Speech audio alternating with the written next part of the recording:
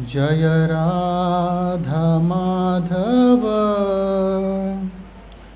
जय कुंज विहारी। जय राधा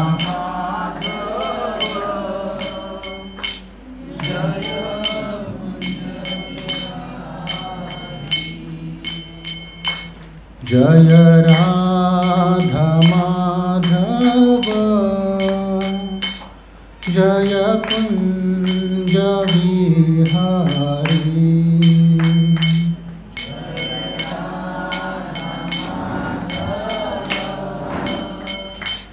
जय कुंज विहारी।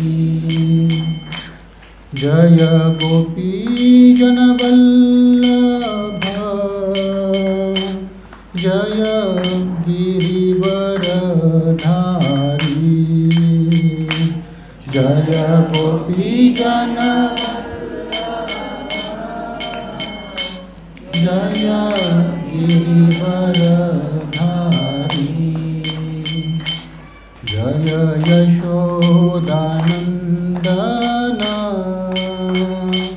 जय ब्रज जनरंजना। जय यशोदानंदन जय ब्रज जनरंजना। जय यमुना तीरावनचारी जय कुंज विहारी। जय यमुना तीरावनचारी जय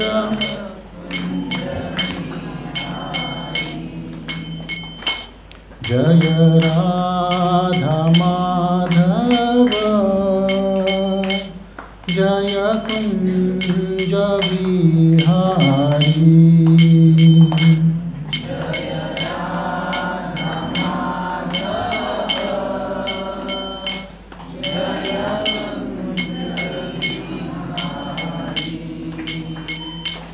हरे कृष्ण कृष्ण कृष्ण हरे हरे। हरे राम राम राम हरे हरे।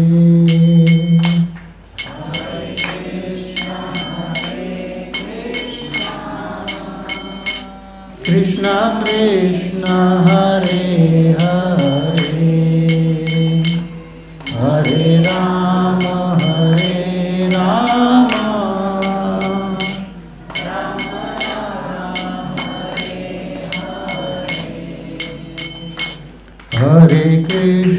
हरे कृष्ण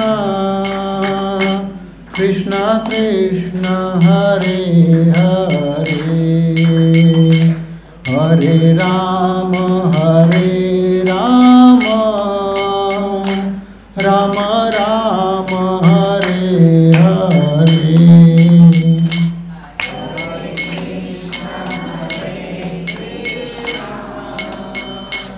कृष्ण कृष्ण हरे हरे। हरे राम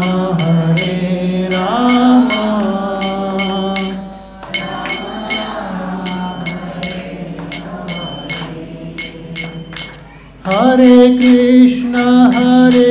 कृष्ण कृष्ण कृष्ण हरे हरे। हरे राम राम राम हरे हरे। हरे Krishna Hare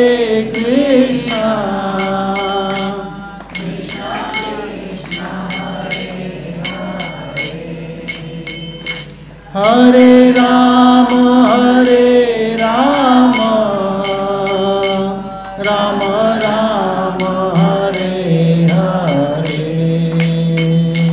Hare Krishna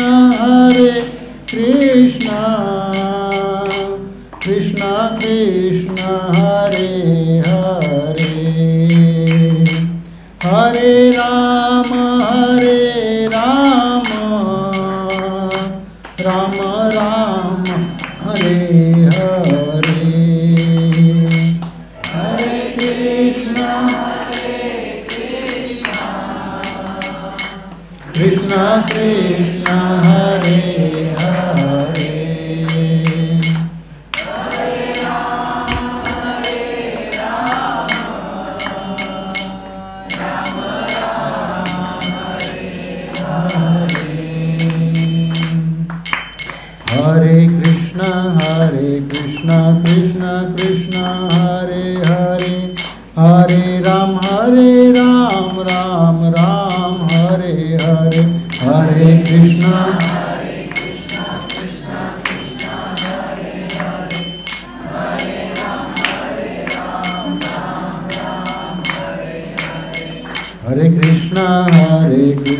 Krishna Krishna Hare Hare, Hare Ram Ram Ram Hare Hare, Hare Krishna Krishna Krishna Hare Hare, Hare Ram Ram Ram Hare Hare, Hare Krishna Krishna Krishna Hare Hare, Hare Ram Ram Ram Hare, Hare Krishna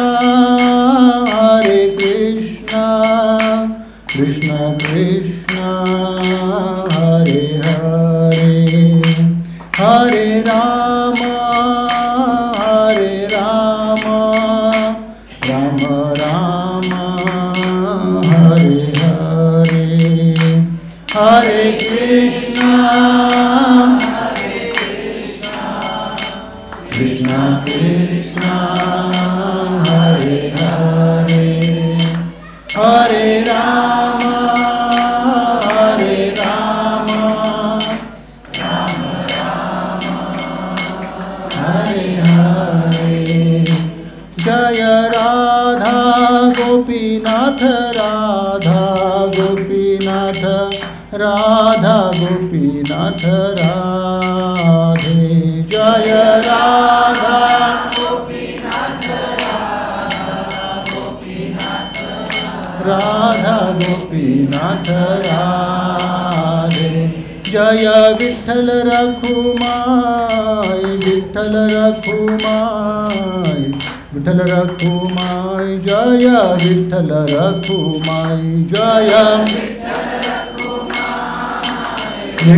Rakhumai, Vitthal Rakhumai, Jaya Vitthal Rakhumai, Jaya Sitaram Lakshmana Hanuman, Sitaram Lakshmana Hanuman, Jaya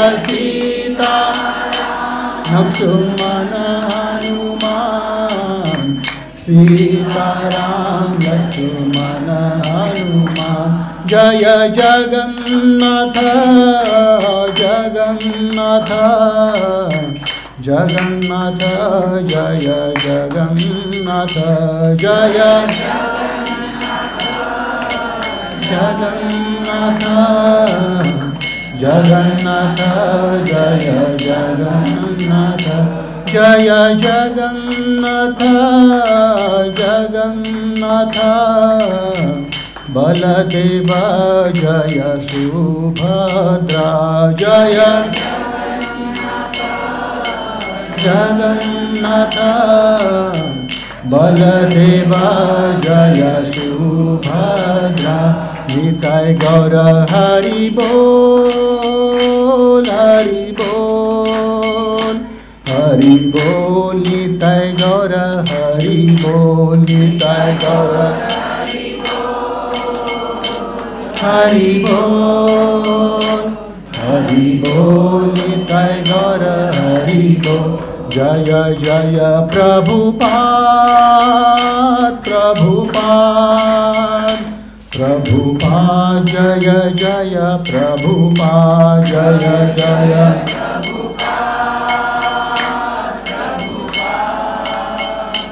Prabhupada, Jaya Jaya Prabhupada, Jaya Jaya Gurudev, Gurudev, Gurudev, Jaya Jaya Gurudev, Jaya Jaya Gurudev, Gurudev, Gurudev, Jaya Jaya Gurudev. हरिनाम संकीर्तन की जय, श्रील प्रभुपाद की जय।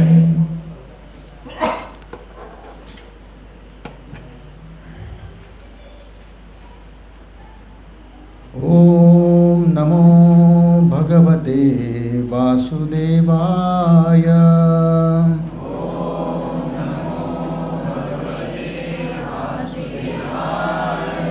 ओम नमो भगवते वासुदेवाय।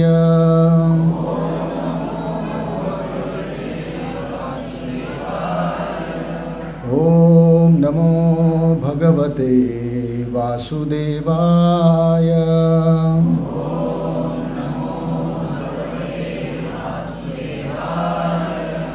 नारायणं नमस्कृत्य नरं चैव नरोत्तमं देवीं सरस्वतीं व्यासं ततो जयमुदीरयेत्। नष्टप्रायेषु अभद्रेषु नित्यं भागवत सेवया भगवती उत्तमश्लोके भक्तिर्भवती नैष्टिकी। कृष्णाय वासुदेवाय देवकी नंदनाय च नंदगोपकुमाराय गोविंदाय नमो नमः। हरे कृष्ण। सर्वांचं आजच्या सत्संग कार्यक्रमामध्ये, साप्ताहिक सत्संग कार्यक्रमामध्ये स्वागत आहे। आज आपण भगवद्गीतेमधील 4था अध्याय ज्ञानकर्म संन्यास योग म्हणजेच दिव्य ज्ञान हा पाहणार आहोत। तर त्यामधील आपण एक श्लोक घेऊया।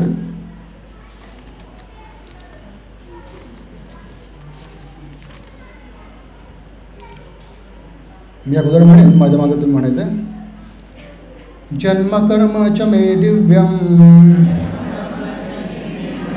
एवं यो वेत्ति तत्त्वतः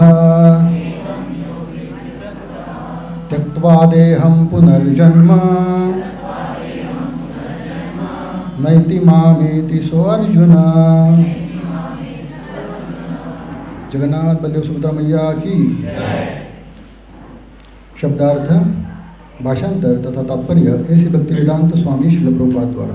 ऐसी भक्तिवेदांत स्वामी श्रील प्रभुपाद की। शब्दार्थ, जन्म जन्म, मी एकटाच म्हणेन, कर्म कर्म, च सुद्धा, मे माझे, दिव्यम दिव्य, एवं याप्रमाणे, यह जो, व्यक्ती जाणतो, तत्वतः तत्वतः यथार्थ रूपाने, त्यक्त्वा सोडून, देहम हा देह, पुनः पुन्हा, जन्म जन्म, न कधीच नाही, एती प्राप्त करतो, माम मला, एती प्राप्त करतो, सह तो, अर्जुन हे अर्जुन। भाषांतर, जो माझ्या जन्माचे आणि कर्माचे दिव्य स्वरूप जाणतो तो देहत्याग केल्यानंतर या भौतिक जगतात पुन्हा जन्म घेत नाही। तर हे अर्जुन, तो माझ्या शाश्वत धामाची प्राप्ती करतो। तात्पर्य, भगवंतांच्या आपल्या दिव्य धामातून होणाऱ्या अवतरणाबद्दल यापूर्वीच 6व्या श्लोकामध्ये वर्णन करण्यात आले आहे। जो भगवंतांच्या जन्माचे सत्य जाणू शकतो तो भौतिक बंधनातून मुक्तच आहे आणि म्हणून वर्तमान देहाचा त्याग केल्यानंतर तो तात्काळ भगवद्धामात परत जातो। भौतिक बंधनातून जीवाची होणारी अशी मुक्ती सहजपणे मुळीच साध्य होत नाही। निर्विशेषवादी आणि योगी यांना अतिशय क्लेश सोसल्यानंतर आणि अनेकानेक जन्मानंतर मुक्ती प्राप्त होते। यानंतरही भगवंतांच्या निर्विशेष ब्रह्मज्योतीमध्ये विलीन होण्याची जी मुक्ती त्यांना प्राप्त होते ती केवळ आंशिक मुक्ती आहे आणि अशा मुक्तीत भौतिक जगतात पुन्हा परतून येण्याची शक्यता असते।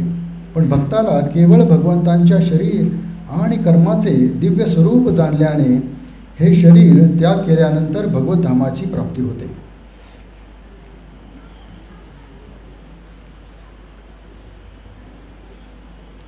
भगवद्धामाची प्राप्ती होते आणि त्याला पुन्हा या भौतिक जगतात परतून येण्याचा धोका नसतो। ब्रह्मसंहितेमध्ये सांगण्यात आले आहे की भगवंतांची अनंत रूपे आणि अनंत अवतार आहेत. अद्वैतमच्युतम अनादि अनंत रूपम. भगवंत जरी अनंत दिव्य रूपे धारण करीत असले तरी ते श्री भगवंत अद्वयच आहेत. हे सत्य जरी ज्ञानीजन आणि सांसारिक पंडितांच्या आकलनापलीकडे असले तरी मनुष्याने ते दृढ विश्वासाद्वारे जाणून घेतले पाहिजे. केवळ भगवंतांना जाणल्याने मनुष्य हा जन्ममृत्यूपासून होणाऱ्या मुक्तीची पूर्णावस्था प्राप्त करू शकतो आणि मुक्ती प्राप्त करण्यासाठी इतर कोणताही मार्ग नाही.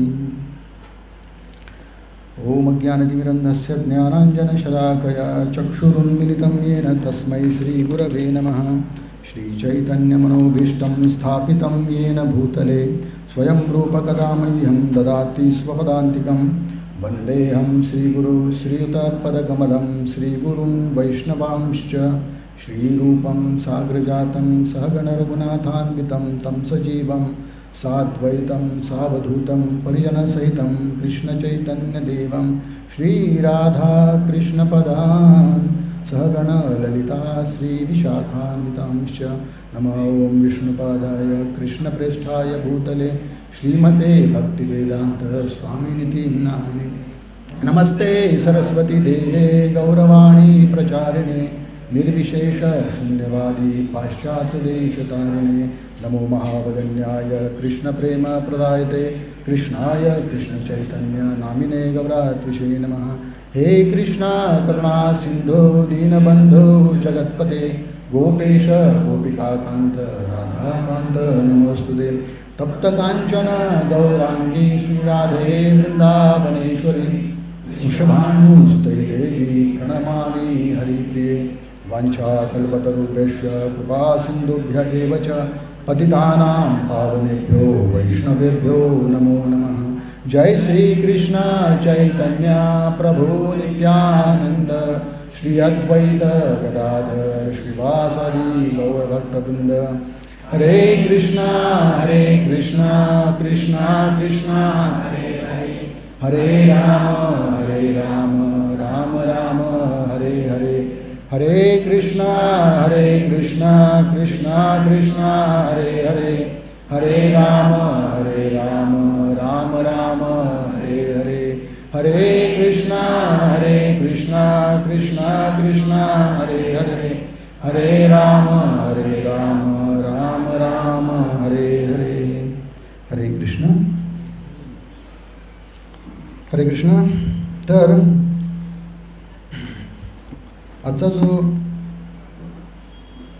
आठवडा आहे या आठवड्यामध्ये श्रील भक्तिविनोद ठाकूर यांचा आविर्भाव दिन झाला आणि त्याचबरोबर श्रील हरिदास ठाकूर यांचा तिरोभाव दिवस झाला.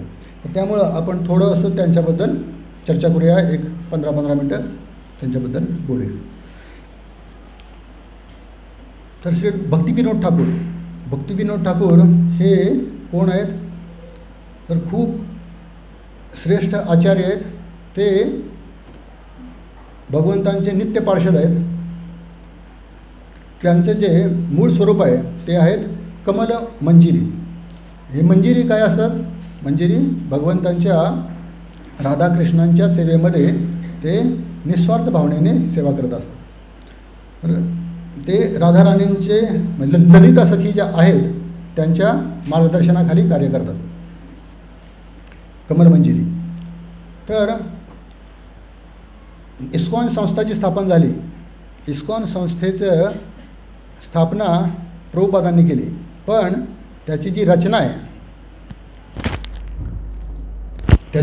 आहे ती भक्तिविनोद ठाकूरांनी केली. म्हणजे कशा प्रकारे एक संस्था पाहिजे, त्याचे नियम काय पाहिजेत आणि ते कशा प्रकारे जगामध्ये त्याचा विस्तार केला पाहिजे याबद्दलचा जो पूर्ण आढावा आहे तर तो कुणी रचला? भक्तिविनोद ठाकूर. भक्तिविनोद ठाकूर यांचं वैशिष्ट्य काय आहे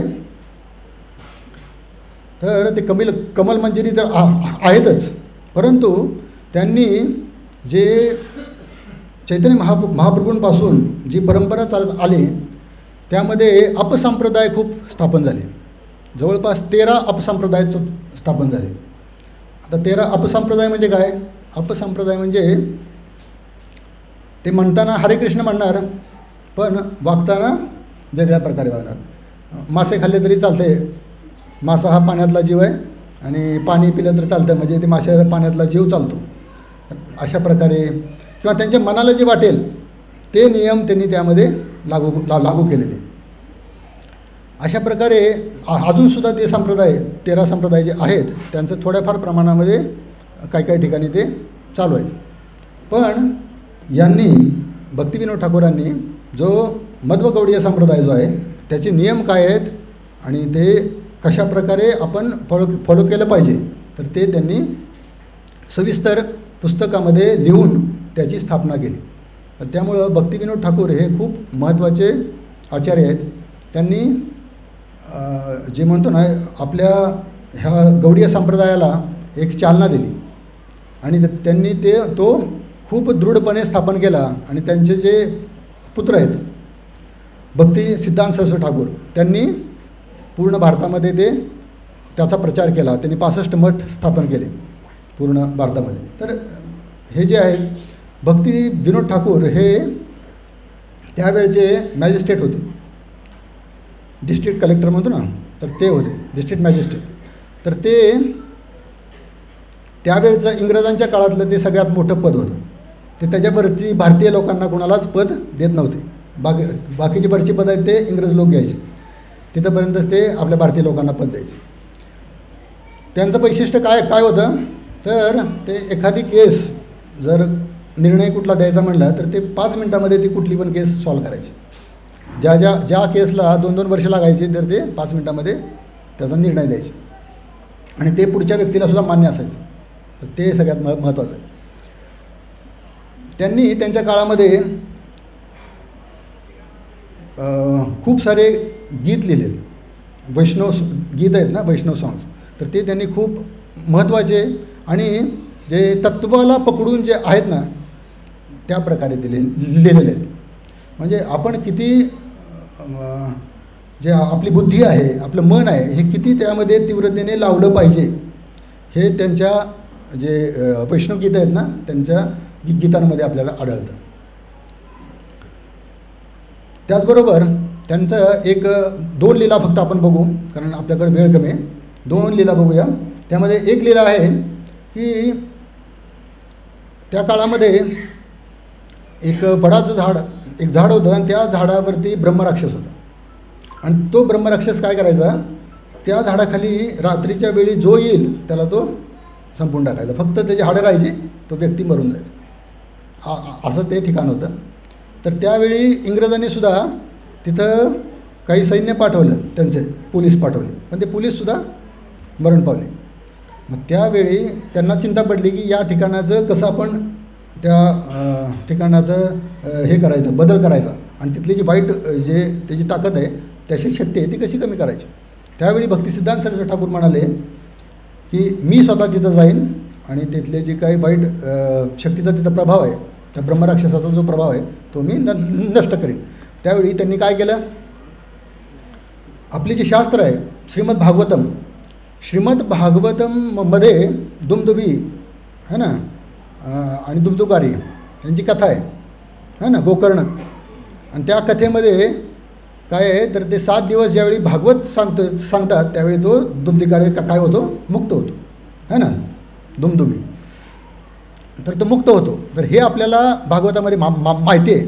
पण ते प्रत्यक्षामध्ये भक्तिविनोद ठाकूरांनी काय केलं, दाखवलं. त्यांनी काय केलं, गेले भागवतम उघडलं आणि पूर्ण भागवतम वाचायला सुरुवात केली तिथं त्या झाडाखाली बसून. मग ते पूर्ण 7 दिवस रात्रंदिवस पूर्ण ते वाचत होते. 7व्या दिवशी ते झाड आपोआप तुटलं, तुटलं आणि तिथून पुढं मग तिथला जो ब्रह्मराक्षस आहे त्याची पण मुक्ती झाली. तर हे जे आहे ना, भक्तिविनोद ठाकूरांनी जो भक्ती जी आहे किंवा हे जे शास्त्र आहे, हे शास्त्राचं प्रमाण सिद्ध करून दाखवलं की हे जे आहे हे मायथॉलॉजी नाही. इंग्रजांनी काय केलं होतं माहिती आहे का, इंग्रजांनी ह्या शास्त्राला काल्पनिक शास्त्र आहे असं म्हणलेलं आहे. इंग्रज म्हणायचे हे सगळं तुमचं काय आहे, काल्पनिक आहे.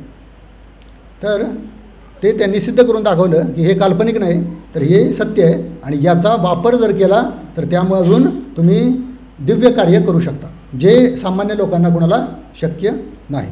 तर त्यांनी त्याची स्थापना केली. तर ते खूप महत्त्वाचं आहे. त्यानंतर त्यांनी एक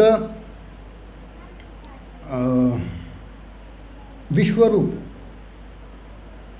मला नाव आठवत नाही नीट, एक हे होता काय म्हणतात त्याला, अघोरी, आणि तो जंगलामध्ये राहून तो तपश्चर्या करून त्यांनी सिद्धी प्राप्त केल्या होत्या. आणि त्यांनी सिद्धी प्राप्त केल्यामुळं लोकांना तो काय करायचा, त्याच्याकडे जो जाईल त्याच्या इच्छा पूर्ण करायचा. कुणाला संपत्ती पाहिजे, धन पाहिजे तर लगेच हातामध्ये काढून द्यायचा. कुणाला जे काही पाहिजे ते वस्तू तो सहज त्यांना द्यायचा. पण त्यांनी नंतर काय सुरुवात झाली की व्यक्ती जो आहे तो त्याला जर संघ नाही मिळाला तर त्याचं पतन होतं. तसं त्या जो काय अघोरी आहे त्याचं काय झालं, पतन झालं. आणि तो स्त्रियांना स्त्रीलंपट झाला. म्हणजे त्यांनी काय केलं तर स्त्रियांना मुलगा पाहिजे तर तो स्वतःबरोबर संघ करायचा आणि त्यांना म्हणजे त्यांनी वाईट वृत्ती निर्माण केली. त्यामुळं सगळ्या जे लोक आहेत ना फसले जाऊ लागले. मग त्यावेळी त्याची जी कंप्लेंट आहे ना ते इंग्रज शासनाकडे गेली. मग त्यावेळी त्या व्यक्तीला पकडायला कोण जाणार, कारण त्या व्यक्तीकडे कोण गेलं ना तर तो त्याला भस्म करू शकत होता किंवा त्याला तो जवळ येऊ देत नव्हता. मग त्यामध्ये ती शक्ती होती, सिद्धी होती त्याकडे. मग त्यामुळं त्या व्यक्तीला कोण पकडणार. मग त्यावेळी स्वतः ते विनोद ठाकूर म्हणाले की मी जातो आणि मी त्याला पकडून आणतो आणि त्याला शिक्षा करतो. मग विनोद ठाकूर गेले, त्यांच्याबरोबर 50 पोलीस गेले. ते 50 पोलीस गेले, त्यातले 50 पोलीस कुणीच पुढं जायला तयार नव्हते की त्याच्याजवळ कोण जाणार, कारण गेलं तर तो मारून टाकतो है ना. मग त्याच्याजवळ कोण जायला तयार नव्हतं. मग विनोद ठाकूर स्वतः गेले, स्वतः त्यांनी त्याला पकडलं. त्यावेळी तो काय म्हणाला की तुम्ही डिस्ट्रिक्ट मॅजिस्ट्रेट आहात तर तुम्ही आणि मी दोघंजण मिळून कितीतरी पटीने मोठा व्यवसाय करू शकतो, तो तुम्ही काहीच करत नाही. आणि मग ते म्हणतात की अरे भगवंतांना शरण जायचं आहे, जगन्नाथजी आहेत आपल्याबरोबर, तू जगन्नाथजींचं स्मरण करायला पाहिजे आणि तू स्वतःचंच नाव, तो स्वतःला काय म्हणायचा, विष्णू, मी विष्णू आहे म्हणायचं. तर ते म्हणले की तो जो अघोरी आहे तो काय म्हणला की जगन्नाथजी काय आहे तर लाकडाचा कोंडका आहे म्हणले, फक्त मी आहे तो खरा विष्णू आहे असं म्हणाले. मग त्यावेळी ते खूप चिडले आणि त्यांनी त्याला पकडून जेलमध्ये नेलं. आणि तो काहीच करू शकत नव्हता, कारण त्यांना पण माहीत आहे की हे पण व्यक्ती कोण आहेत, सिद्ध आहेत. त्यामुळं त्यांच्यावरती ते काही करू शकत नव्हते. मग त्यांना ज्यावेळी जेलमध्ये टाकलं ना, जेलमध्ये टाकल्यानंतर त्यांच्या घरातल्या सगळ्यांना आजारी केलं त्या व्यक्तीने, त्याच्या सिद्धीने. त्यांच्या घरातील मुलगी जी आहे ना ती खूप आजारी झाली, सिरियस झाली. मग त्यावेळी त्यांची पत्नी पण आजारी झाली, ते स्वतः त्यांच्या छातीमध्ये दुखायला सुरुवात झाली विनोद ठाकूरांच्यासुद्धा. मग त्यावेळी विनोद ठाकूरांना त्यांची पत्नी म्हणाले की हा जो अघोरी आहे ना तो खूप जास्त त्याच्याकडे सिद्धी आहेत आणि तो काही करू शकतो, आपली मुलं आहेत ना ते यामध्ये दगावू शकतात, तर तुम्ही लवकर त्याला सोडून द्या आणि हे करा. तर ते काय म्हणतात, विनोद ठाकूर हे म्हणतात की आपल्या मुलगी जे आहे ना तिचा अंत झाला तरी चालेल, पण मी याला सोडणार नाही आणि त्याला मी शिक्षा देणार. तर त्यांना माहीत होतं की त्याला आपण नीट करू शकतो म्हणून.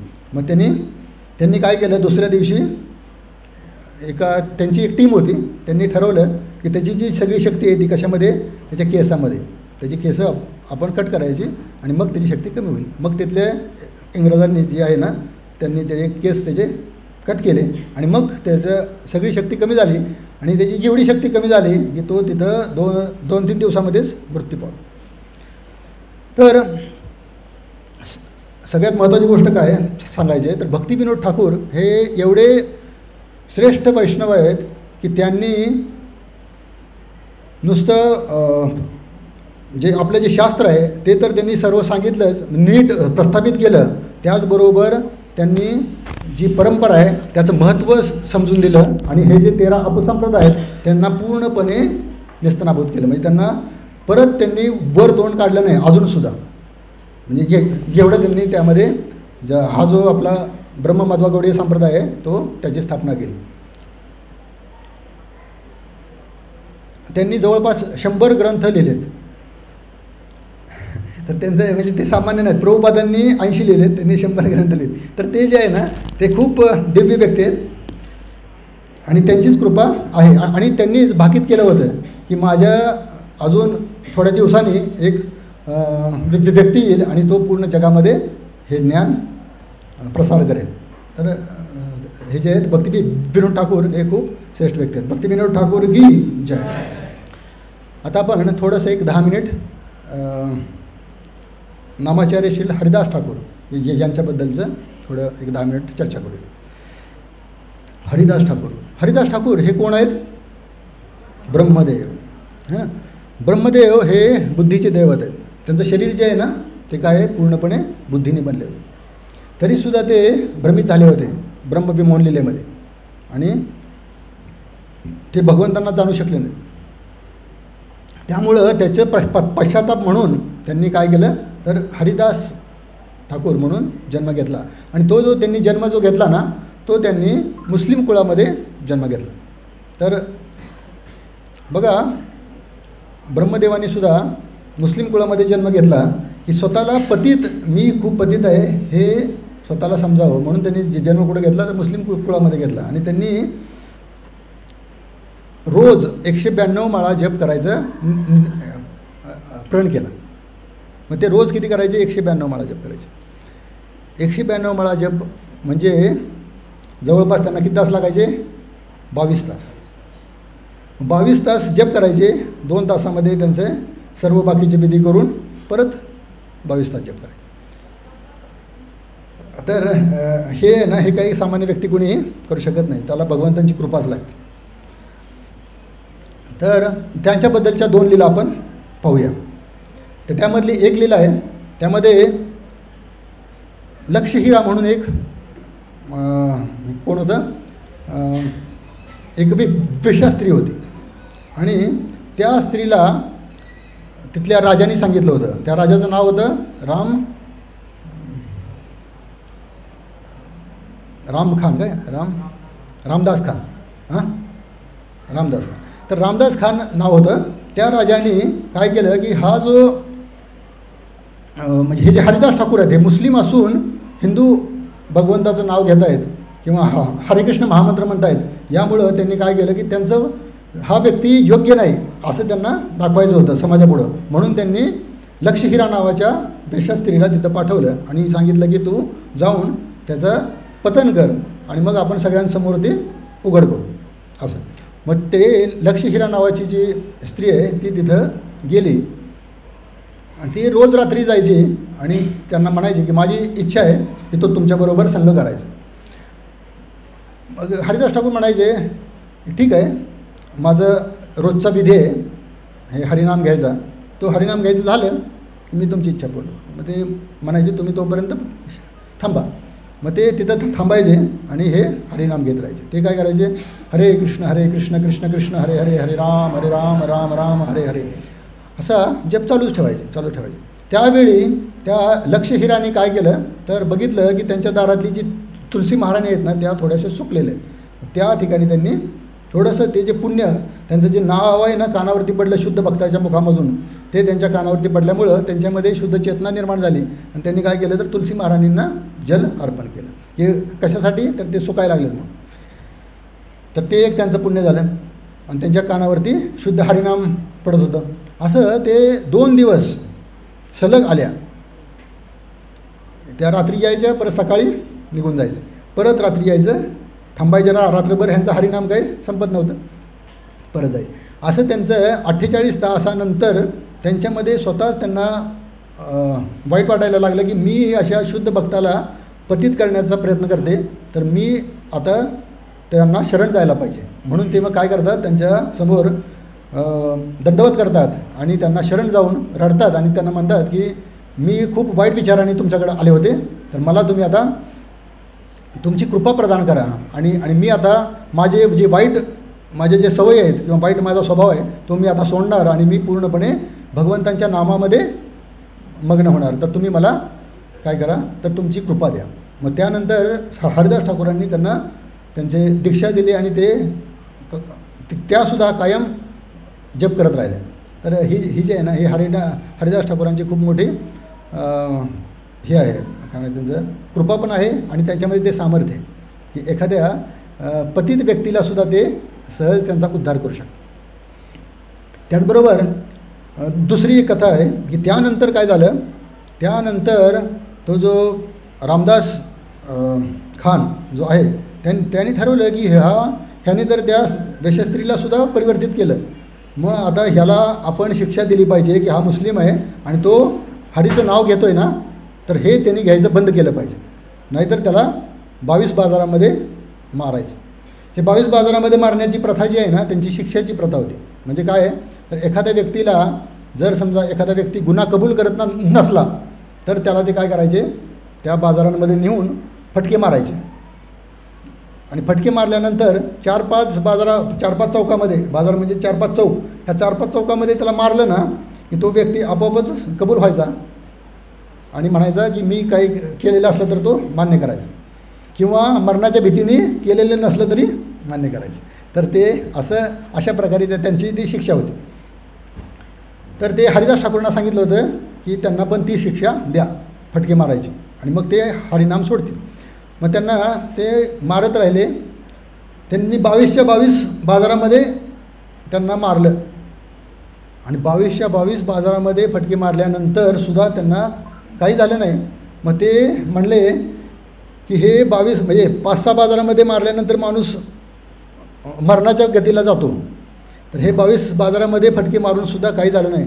मग ते म्हणायचे तू फक्त काय कर, हरिनाम घ्यायचं बंद कर, आम्ही मारणार नाही, असं ते लोक म्हणायचे. आणि जर समजा तुम्ही नाही ना मेला तर आम्हाला मारतील, असं ते म्हणाले. मग ते ज्यावेळी ते तसं म्हणाले की त्या जे मारणारे लोक आहेत, ते मारणाऱ्या लोकांनी मारल्यावरती जर ते मेले नाहीत तर त्या लोकांनासुद्धा मारलं जाईल असं म्हणले. आणि असं म्हटल्यावरती मात्र हरिदास ठाकूर मग म्हणतात, ठीक आहे म्हणतात, मी मेल्यावर जर तुम्हाला आनंद मिळत असेल तर काय करा, तर ते लगेच शांत होतात आणि समाधीमध्ये जातात. समाधीमध्ये जाऊन शांत होतात. शांत झाल्यानंतर काय होतं, तर सगळेजण म्हणतात की आता हे मृत पावलेत, तर ह्यांना काय करू, आपण अग्नी द्यायचा नाही, आणि ते मुस्लिम जरी असले तरी त्यांना ते त्यांच्याप्रमाणे विधी करायचा नाही, मग ह्याला काय करा, गंगेमध्ये फेकून द्या, असं ठरलं. तर ते सगळेजण लोक आहेत ना येतात आणि त्यांचं देह हलवायचा प्रयत्न करतात. तर त्यांचा देह जो आहे ना तो इतका जड होतो, म्हणजे त्यामध्ये अनंत शेष आहेत ना, ते त्यामध्ये जातात त्यांच्या देहामध्ये, त्यामुळे त्याचं वजन आहे ना एवढं होतं की ते जागेवरून थोडं म्हणजे काय म्हणतात ना 1 मिलीमीटरसुद्धा हालत नाही. मग ते सगळ्या लोकांना बोलवतात, त्यांच्या जे पैलवान लोक आहेत ना त्यांच्या ह्याच्या राज्यामधले, त्यांना सगळ्यांना बोलवतात, पण ते म्हणजे त्याला उचलून पहिलं नदीमध्ये टाका. मग ते उचलायचा प्रयत्न करतात पण कुणीही हलवत नाही. मग शेवटी दमून सगळे निघून जातात. मग त्यानंतर स्वतः चैतन्य महाप्रभू येऊन त्यांना उचलून घेतात आणि त्यांना मग परत जागा करतात. तर त्यावेळी हरिदास ठाकूर आहेत ना काय म्हणतात माहीत आहे का, मला माझी इच्छा आहे म्हणतात की तुमच्या चरणांखाली मला मरण यावं. ते चैतन्य महाप्रभूंना इच्छा त्यांची सांगतात की मला तुमच्याकडं बघत, तुमचे चरण माझ्या छातीवर पाहिजेत आणि तुमच्याकडे बघत मला मृत्यू यावा, आणि माझा मृत्यू येताना माझ्या मुखामधून श्रीकृष्ण चैतन्य असं नाव यावं, असं ते त्यांनी इच्छा त्यांना सांगितलेलं असते. तर त्या ठिकाणी त्यानंतर काही दिवसांनी जे चैतन्य महाप्रभू आहे, चैतन्य महाप्रभूंनी त्यांच्यासाठी काय केलं, तर ते हरिनाम घ्यायचे. हरिनाम घ्यायला त्यांच्या ठिकाणी एक झाडसुद्धा नव्हतं, उन्हामध्ये घ्यायचे. मग त्यांनी काय केलं, तिथे पूर्वी ते बकुळाच्या झाडाच्या काडीपासून दात घासायचे त्या भागामध्ये. त्यामुळे मग त्यांनी काय म्हटलं की ते जे दातून आहेत ना लहानसे, तर ते त्यांना एकाने दिलं होतं.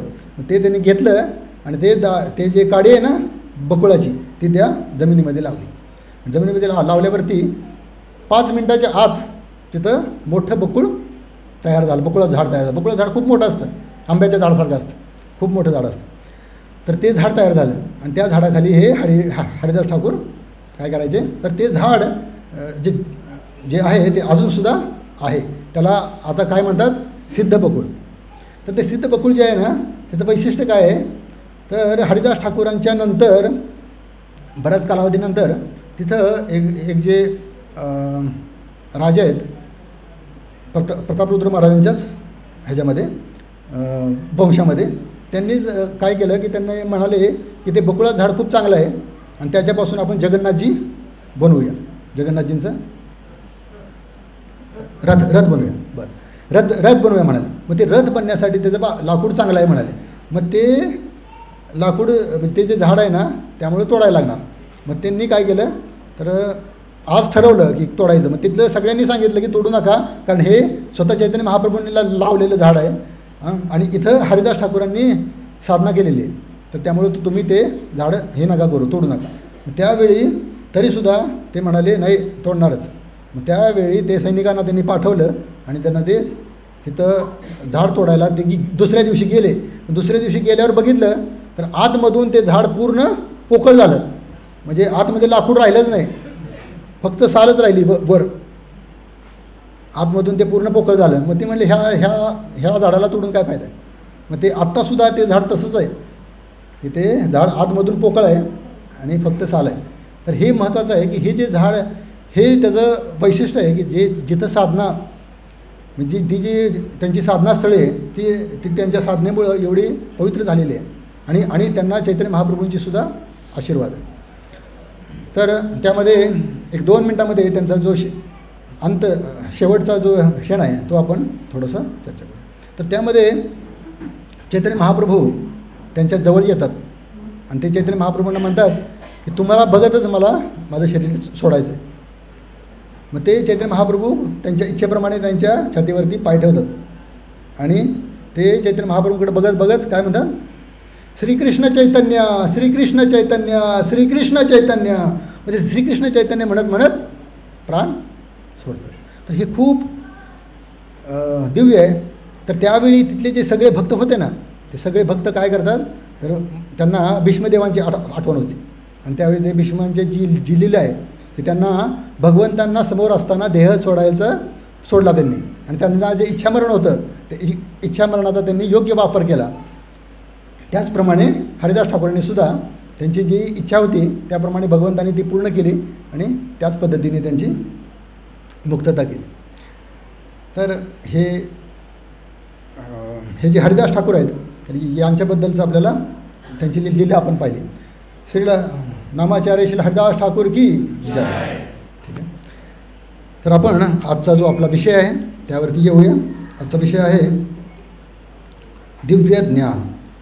दिव्य ज्ञान काय आहे याबद्दल आपण चर्चा करणार आहोत. तर दिव्य ज्ञान हा जो आहे ना 4था अध्याय आहे भगवद्गीतेमधील.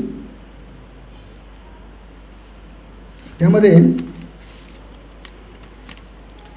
4थ्या अध्यायामध्ये आपल्याला आपण 3रा अध्यायाचा शेवट बघितला आहे. 3रा अध्यायाचा शेवट काय आहे कुणाला आठवत आहे का? 3ऱ्या अध्यायाच्या शेवटच्या वेळी अर्जुनाने एक प्रश्न विचारला होता. काय विचारला होता? तो म्हणाला होता की मी भगवंत म्हणले होते की तू काय कर, ह्या सगळ्या कर्मांच्या बंधनातून जे कर्म केलं नाही पाहिजे ना ते त्या कर्माचा त्याग करायचा. जे केलं पाहिजे म्हणजे जे कृष्ण भावनाभावित कर्म केलं पाहिजे ना तेच करायचं. बाकीची कर्म जे आहेत स्वतःच्या इच्छेसाठी केलेली ते कर्म करायची नाहीत. मग ते अर्जुन काय प्रश्न विचारतात? अर्जुन प्रश्न विचारतात की किती जरी ठरवलं की मी हे करायचं नाही तरीसुद्धा मला ते कार्य आपण करतोच. किंवा एखादी वाईट सवय लागलेली असते. आता काय लोक पूर्वी चहा पित असतील इथले ना, तर चहा पिणाऱ्या लोकांना माहीत आहे की चहा पिणाऱ्या लोकांना ते टाईम झाला की चहा प्यायलाच पाहिजे, नाहीतर म्हणणार माझं डोकं दुखतं आहे, मला काहीतरी त्रास होतो आहे ना, अशी ते हे असते की ती सवय लागते. तर तसं ते म्हणतात की मला करायचं नाही तरीसुद्धा करतो. मग यामधून कसं बाहेर निघणार? तुम्ही तर म्हणताय ते जे कार्य करायचं नाही ते करायचंच नाही. मग भगवंत म्हणतात हे का होतं तर कामाच्या प्रभावामुळं होतं. कामेश क्रोधेश रजोगुण समुद्भवा. काम आणि क्रोध, कामामुळं क्रोध निर्माण होतो आणि याच्या प्रभावामुळं आपण काय होतो खेचलं जातो. तर हे काम राहतो कुठं? त्यांनी काय सांगितलं होतं? काम राहतो कुठं? 3 त्याची ठिकाणं आहेत. कुठली 3 ठिकाणं आहेत? इंद्रियामध्ये, मनामध्ये, बुद्धीमध्ये, है ना. मग आपण त्याच्यामधून बाहेर कसं निघणार, तर ते म्हणतात की हे जे इंद्रिय आहेत ह्या इंद्रियांना रेग्युलेट करायचं, उलटं फिरवायचं, आहे ना. म्हणजे जसं रेग्युलेटर आहे, रेग्युलेटर फिरवला की फॅन वाढतो, रेग्युलेटर कमी केला की फॅन कमी होतो. तसं रेग्युलेट करायचे, म्हणजे इंद्रिय जे आहेत ना ते मायेच्या सेवेमध्ये नाहीत लावायची, तर ती भगवंतांच्या सेवेत डायव्हर्ट करायची, वळवायची. आपोआप ते काय होतात, रेग्युलेट होतात, त्याच्यावरती कंट्रोल येतो, हां. आणि मग अशा प्रकारे इंद्रियांना संयमित करून बुद्धीचा वापर करून मनालासुद्धा कंट्रोल करायचं आहे. आणि नंतर मग आपण कृष्ण भावनाभावित कर्मामध्ये युक्त व्हायचं. अशा प्रकारे जर आपण केलं तर आपण काय होईल, तर या कामरूपी शत्रूपासून बाहेर निघेल किंवा बाहेर जाऊ, मुक्त होऊ असं म्हणतात. मग तोच पुढं भगवंत कंटिन्यू करतात की मी हे कृष्ण भावनाभावित होण्याचं जे ज्ञान आहे, हे ज्ञान ते ह्या दिव्य ज्ञानामध्ये सांगितलेलं आहे ह्या अध्यायामध्ये. ते ज्ञान काय, ते ज्ञान मी कुणाला दिलं, कसं दिलं, ते पुढं सांगतायत. ते काय म्हणतायत, श्री भगवान वाच इमं विवस्वते योगम प्रोक्त्वाहम अव्ययम विवस्वान मनवे प्राह मनु इक्ष्वाकवे ब्रवीत. भगवान म्हणतात की मी हे जे ज्ञान आहे, हे जे दिव्य ज्ञान आहे, दिव्य ज्ञान म्हणजे हे जे भगवद्गीतेचं ज्ञान आहे, हे ज्ञान मी कुणाला दिलं, अगोदर सूर्यदेव विवस्वानला दिलं. त्यानंतर ते ज्ञान विवस्वानने कुणाला दिलं, मनूला दिलं, वैवस्वत म्हणून ते मनूला दिलं. मनूने कुणाला दिलं, त्यांचा मुलगा इक्ष्वाकूला दिला. अशा प्रकारे ते ज्ञान परंपरेने राजपरंपरा, राजर्षी परंपरा, तर त्या परंपरेमध्ये ते चालत आलं. तर हे जे ज्ञान आहे हे इक्ष्वाकू कधी झाले, इक्ष्वाकू त्रेतायुगामध्ये झाले. मनू कधी झाले, मनू जे आहेत ना, मनूंचं आयुष्य खूप मोठं आहे. आपण थोडक्यामध्ये 1-2 मिनटामध्ये ते पाहूया कशा प्रकारे त्यांचे रचना आहे सृष्टीची. ब्रह्मदेव जे आहेत ना, ब्रह्मदेवाचा एक दिवस असतो, एका दिवसामध्ये 14 मनू जन्म घेतात. 14 मनू जन्म घेतात. त्यामध्ये एक मनू जो आहे ना, एका ब्रह्मदेवाच्या दिवसामध्ये 1000 कल्प होतात. कल्प म्हणजे काय, तर 4 युग, 4 युगांचा एक गठ्ठा झाला ना, त्याला काय म्हणायचं, कल्प. तर असे 1000 कल्प झाले की ब्रह्मदेवाचा एक दिवस पूर्ण होतो. त्या ब्रह्मदेवाच्या 1000 कल्पामध्ये एका दिवसामध्ये 14 मनू आहेत. म्हणजे एका मनूला आयुष्य किती आहे, 71 कल्प, जवळपास किती, 71 कल्प. 71 कल्प म्हणजे किती, तर जवळपास 30 कोटी वर्ष. तर हे आपल्याला म्हणजे ते खूप मोठं आहे. हे जे चतुर्युग आहे ना, 4 युग आहेत ना, त्यामध्ये कलियुग किती आहे, 4,32,000, है ना, 4,32,000. त्यानंतर द्वापरयुग किती आहे, 8,64,000, त्याच्यात दुप्पट आहे. त्रेतायुग किती आहे, त्याच्या डबल नाही. ते कसं आहे, ते आहे कलियुगाच्या तिप्पट, 12,96,000. 8,64,000, 12,96,000. आणि सत्ययुग किती आहे, 17,28,000. ते त्याच्या चौपट आहे, कलियुगाच्या चौपट. तर हे सगळे जे 4 युग आहेत, ह्या 4 युगांचं टोटल किती होतं, 43,20,000. हे 43,20,000 जे आहेत ते ब्रह्मदेवाचं म्हणजे एक कल्प, असे 1000 कल्प झाल्यावर ब्रह्मदेवाचा दिवस होतो. आणि त्याच्यामध्ये हा जो मनू आहे, ह्या मनूचं आयुष्य 71 कल्प म्हणजे 30 कोटी वर्ष. तर ह्या 30 कोटी वर्षामध्ये मनूला जे ज्ञान सांगितलं, ते मनूचं जे आयुष्य आत्तापर्यंत झालं आहे ना, ते 12 कोटी 12.5 कोटी जवळपास वर्ष झालेलं आहे. म्हणजे त्याचे 12 कोटी वर्षाच्या आसपास ते ज्ञान मनूला कुणी सांगितलं, विवस्वान, सूर्यदेवाने सांगितलं. आणि ते मनूने इक्ष्वाकूला कधी सांगितलं, तर इक्ष्वाकू कधी झालेत, 2 कल्प अगोदर, द्वापर युग आणि त्रेतायुग.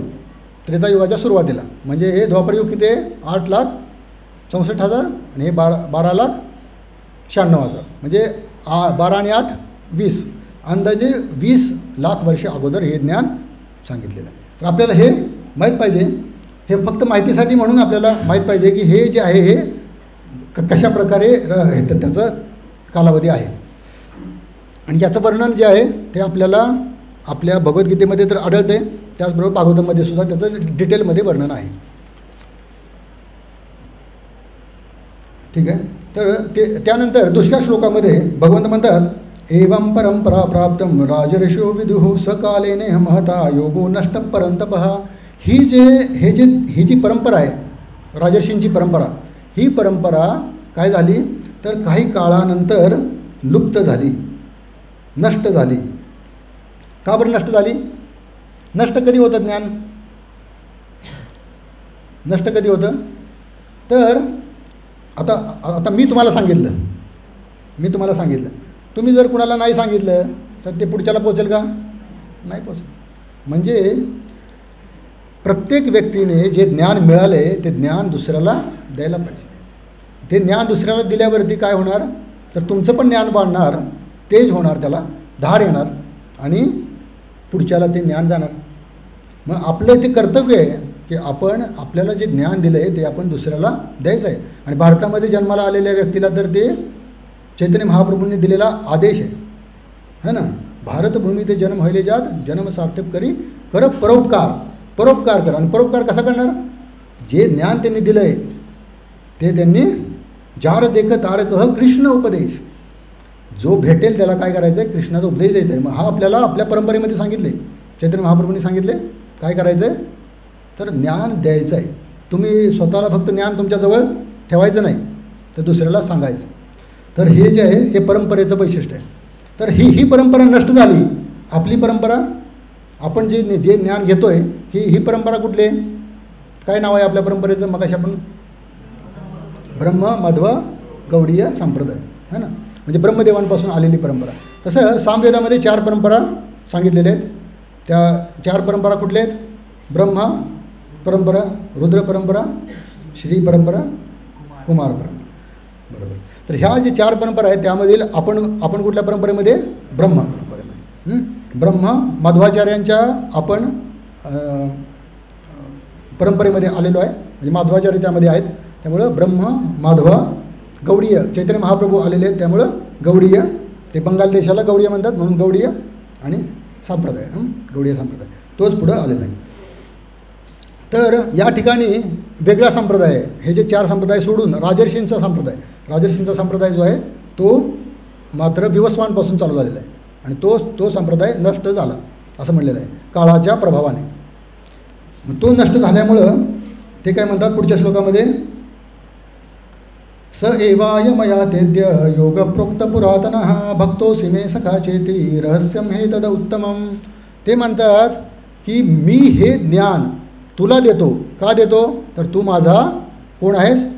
सखा आहेस, मित्र आहेस आणि त्याचबरोबर भक्त आहेस. म्हणजे ज्ञान घेण्यासाठी काय गोष्ट गरजेची आहे तर भक्त असणं गरजेचं आहे. सगळ्यात महत्त्वाची गोष्ट काय आहे? भक्त असणं गरजेचं आहे. आणि त्याचबरोबर एक नातं भगवंतांबरोबर असणं गरजेचं आहे. मग भगवंतांबरोबर आपलं नातं काय आहे? दास दास दासानुदास. आपण कोण आहे? दास आहे, भगवंतांचे दास आहे. तर आपलं पण नातं आहे भगवंतांबरोबर दास, आणि आपण भक्ती करण्याचा प्रयत्न करतो आहे, है ना, भक्त बनण्याचा प्रयत्न करतो आहे. तर आपण सुद्धा हे ज्ञान घ्यायला पाहिजे, वाचलं पाहिजे, कारण आपण सुद्धा त्यासाठी योग्य आहे. पण आपण काय करतो आहे तर ते खूप नीट ज्ञान घेण्याचा प्रयत्न करत नाही. तुम्हीच आता जेवढेच लोक फक्त बारामतीमधले किती लोक आहेत आता, हे 100-150 लोक जेवढेच ज्ञान घेण्यासाठी आलेले आहेत. बाकीचे लोक आपल्या इंद्रिय तृप्तीमध्ये लागलेले आहेत. तर आपल्याला हे समजलं पाहिजे की हे दिव्य ज्ञान घेणं किती गरजेचं आहे. का बरं गरजेचं आहे तर ते सुद्धा आपण पुढं पाहणार आहोत. अर्जुनाला काय प्रश्न पडला बघा.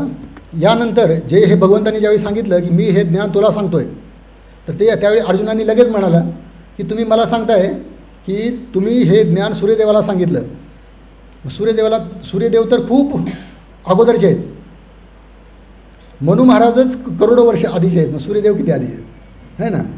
तर तुम्ही सूर्यदेवाला ज्ञान कसं काय दिलं? हा प्रश्न एक सामान्य प्रश्न आहे. तर हा प्रश्न ॲक्च्युली आपल्यासाठी विचारलेला आहे अर्जुनाने. अर्जुनसुद्धा कोण आहेत? नित्य पार्षद आहेत. पण स्वतः प्रभुपाद इथं सांगतात की अर्जुन जे आहेत ना हे भ्रमित झाल्यासारखं प्रश्न का विचारत आहेत आपल्यासाठी, की पुढं त्याचं कलियुगामध्ये आपल्याला गरज आहे, कलियुगातल्या जीवांना गरज आहे. म्हणून हे अर्जुन आपल्यासाठी प्रश्न विचारत आहेत आणि ते म्हणतात की हे तुम्ही ते ज्ञान कसं काय सांगितलं. त्यावेळी भगवंत म्हणतात, बहुनैमे विदितानि जन्मानि तव च अर्जुन तान्येहं वेद सर्वाणि न त्वं वेत्थ परन्तपः. ते म्हणतात, भगवान म्हणतात, माझे आणि तुझे अनेकानेक जन्म झाले आहेत हे परंतप, मी ते सर्व जन्म आठवू शकतो पण तू आठवू शकत नाहीस. पण हे आपल्याला खूप महत्त्वाचं आहे. भगवंतांमध्ये आणि आपल्यामध्ये फरक काय? आपण कोण आहे? भगवंतांचे दास आहे, पण भगवंतांचे कोण आहे? आपण अंश आहे, है ना, अंश आहे. म्हणजे भगवंतांमध्ये जे गुण आहेत ते आपल्यामध्ये पण आहेत, है ना. भगवंत कोण आहे? त्यांचं शरीर कसं बनलेलं आहे? सत चित आनंद, है ना. म्हणजे सच्चित आनंदाचा अर्थ काय? कायमस्वरूपी आहे, ज्ञानमय आहे, आनंदमय आहे, है ना. तसंच आपलं पण शरीर आहे, पण आपल्यामध्ये आणि भगवंतांमध्ये फरक काय? मग साम्य तर आपल्याला माहीत झालं काय आहे, पण फरक काय आहे? तर भगवंत मायापती आहेत. भगवंत काय आहेत? मायापती. आपण कोण आहे? मायेचे दास. आता आपण मायेचे दास झालेलं आहे, है ना. ह्या शरीरावर ताबा कुणाचा आहे? मायेचा आहे. हे जे शरीर आहे हे मायेने दिलेलं शरीर आहे. माया म्हणजे काय? मायेचा अर्थ काय? मायेचा अर्थ आहे जे सत्य नाही ते, है ना. माया म्हणजे भ्रमित करणारी ना, इल्युजन, है ना. माया म्हणजे भ्रमित करणारी, म्हणजे जे दिसतंय ते नाही, कोणतरी म्हणजे काहीतरी वेगळं आहे पण दाखवतेच वेगळं, त्याला म्हणायचं माया. मग आपल्याला आपण आरशात बघितल्यावर काय दिसतंय? मी अमोल शिंदे आहे, मी हे शरीर आहे दिसतंय, पण खरोखर मी आहे का ते? तर ते कोण सांगते? भगवद्गीता सांगते, तू हे शरीर नाही तर कोण आहे? आत्मा आहे, है ना. देहिनोस्मिन् यथा देहे कौमारम यौवनम जरा. देह बदलतो, आत्मा काय करतो? देह बदलतो. तसं हे जे शरीर आहे हे सुद्धा हळूहळू बदलत राहणार. तर हे काय आहे? हे आपलं मूळ स्वरूप नाही, हे काय आहे? माया आहे, भ्रमित करणारं स्वरूप आहे. तर आपल्याला ही गोष्ट आपल्याला समजायला आपल्याला भगवद्गीता वाचली पाहिजे, तर आपल्याला ती समजणार आहे. आपल्यामध्ये भगवंतांमध्ये फरक काय? पहिला फरक, मायापती आहेत आणि आपण कोण आहे? मायेचे दास आहे. मग कारण मायेचा प्रभाव आपल्यावरती पडतो, है ना. आपण काय जसं म्हणतो ना, अणुमात्र आहे. भगवंत कोण आहे? विभो आहे. त्यांच्यावरती मायेचा प्रभाव नाही पडत, कारण ते मायापती आहेत. त्यांच्या आधिपत्याखाली माया काम करते, ते जसं म्हणतील तसं ती काम करते, असं. अजो पीस, पुढचा श्लोक घेऊया आपण. अजो पीसन अव्ययात्मा भूतानां ईश्वरोऽपि सन् प्रकृती स्वामधिष्ठाय संभवाम्य आत्ममायया. मी जरी अजन्म आहे, माझ्या दिव्य शरीराचा कधीच नाश होत नाही, आणि मी जरी सर्व प्राणीमात्रांचा ईश्वर आहे, तरी प्रत्येक युगायुगात मी माझ्या मूळ दिव्य रूपात अवतीर्ण होतो. बघा, भगवंत जे आहेत ते प्रत्येक युगामध्ये अवतीर्ण होतात.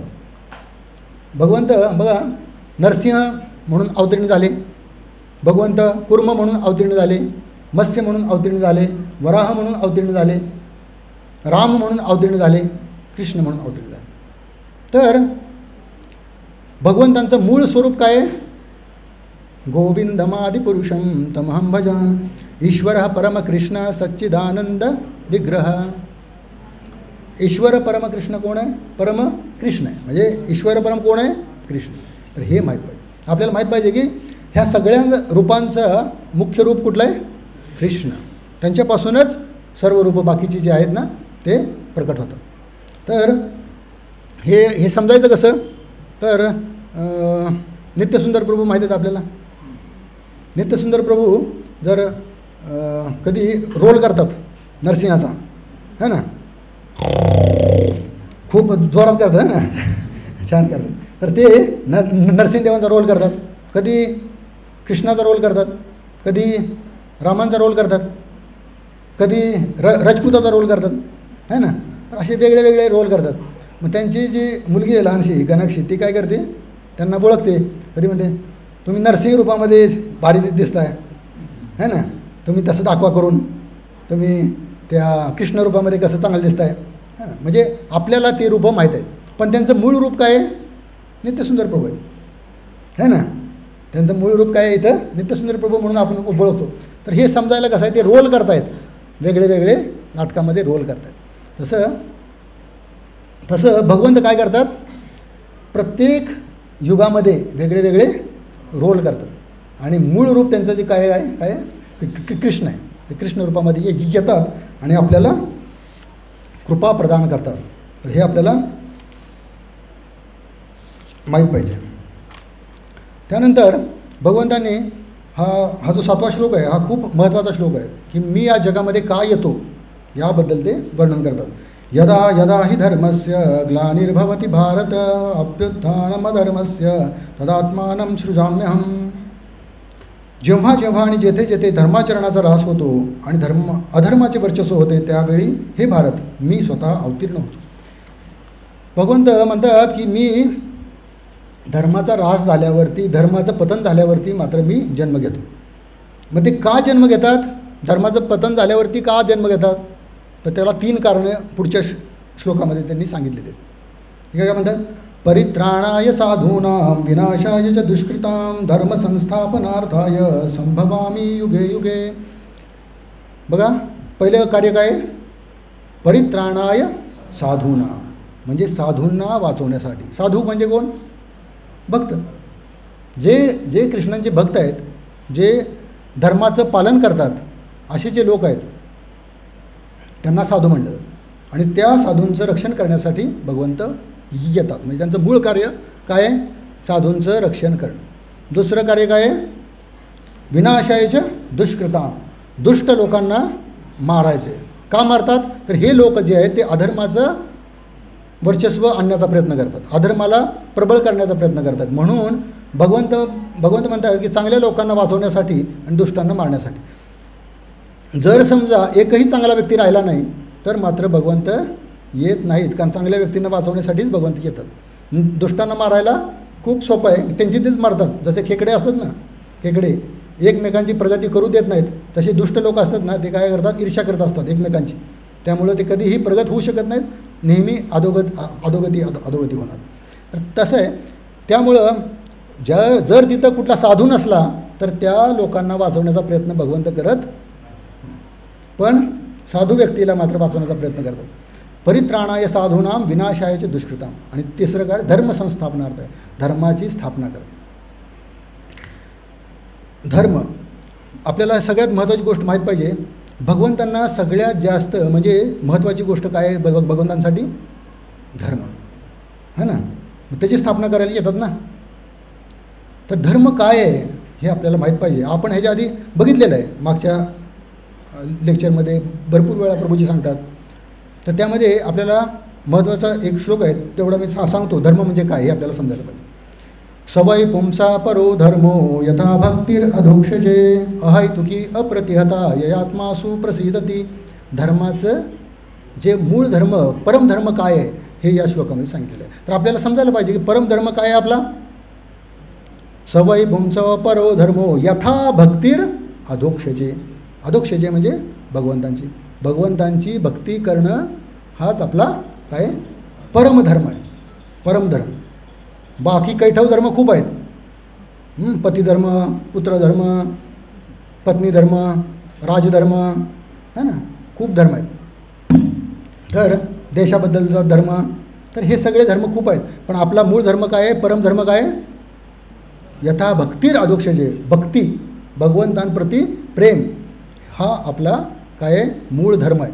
आणि ते तो जर आपण फॉलो केला तर मग भगवंत आपल्यासाठी येणार नाही, है ना. जन्म म्हणजे भगवंत म्हणतात ना, मी कुणासाठी येतो? परित्राणाय साधूना, साधूंना वाचवायला येतात. मग भगवंत येणार, आपल्याला सुद्धा हात मिळवायला येणार, है ना.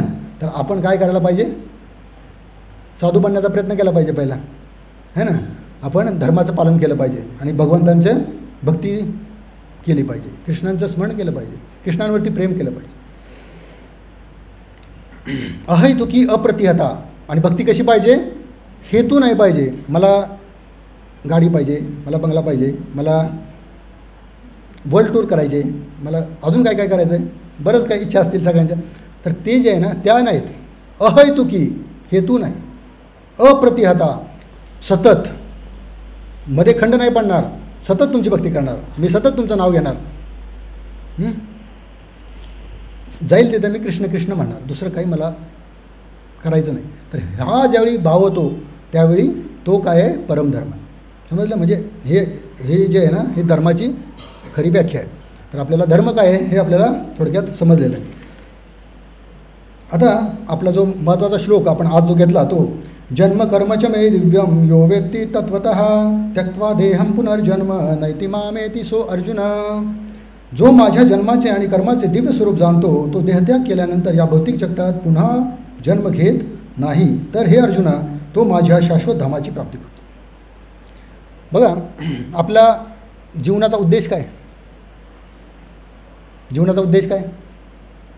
कृष्णप्रेम, भगवत प्राप्ती करायची आहे आपल्याला, आहे ना. आपल्याला ध्येय माहीत पाहिजे. आपलं ध्येय काय आहे? आपलं ध्येय काय आहे? कृष्णप्रेम प्राप्त करायचं आहे आपल्याला. भगवंतांप्रती प्रेम निर्माण करायचं आहे, आपल्यामध्ये जागृत करायचं आहे. आणि ते प्रेम कसं जागृत होणार? श्रवणादी शुद्ध चित्ते करिये उदय, है ना. तुम्ही आता ऐकताय सगळे, पण कसं ऐकायला पाहिजे? शुद्ध चित्ते, श्रवणादी शुद्ध चित्ते करिये उदय.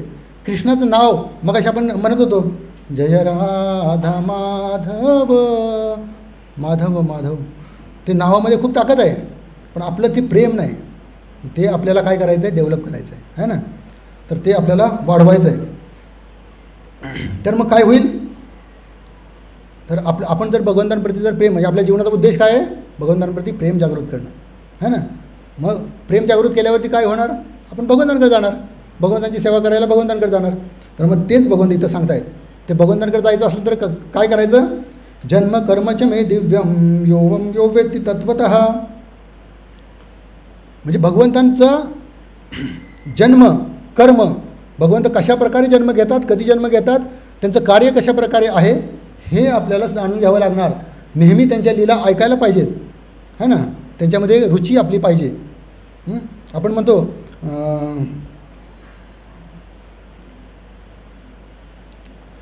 गुरूंची जी आपण हे बघतो ना, गुरूंबद्दलचा गुण बघतो, गुरूंचा गुण, तर ते काय आहे? राधाकृष्ण सेवा पाव यही अभिलाषी, है ना. राधाकृष्ण 5वा श्लोक काय आपला संसार धामामधला? श्री राधिका माधवयोरपार माधुर्य लीला गुणरूप नाम प्रतीक्षणास्वादन लोलुपस्य वंदे गुरौ श्रीचरणरविंदम. काय काय कशाचं आस्वादन करायचं आहे?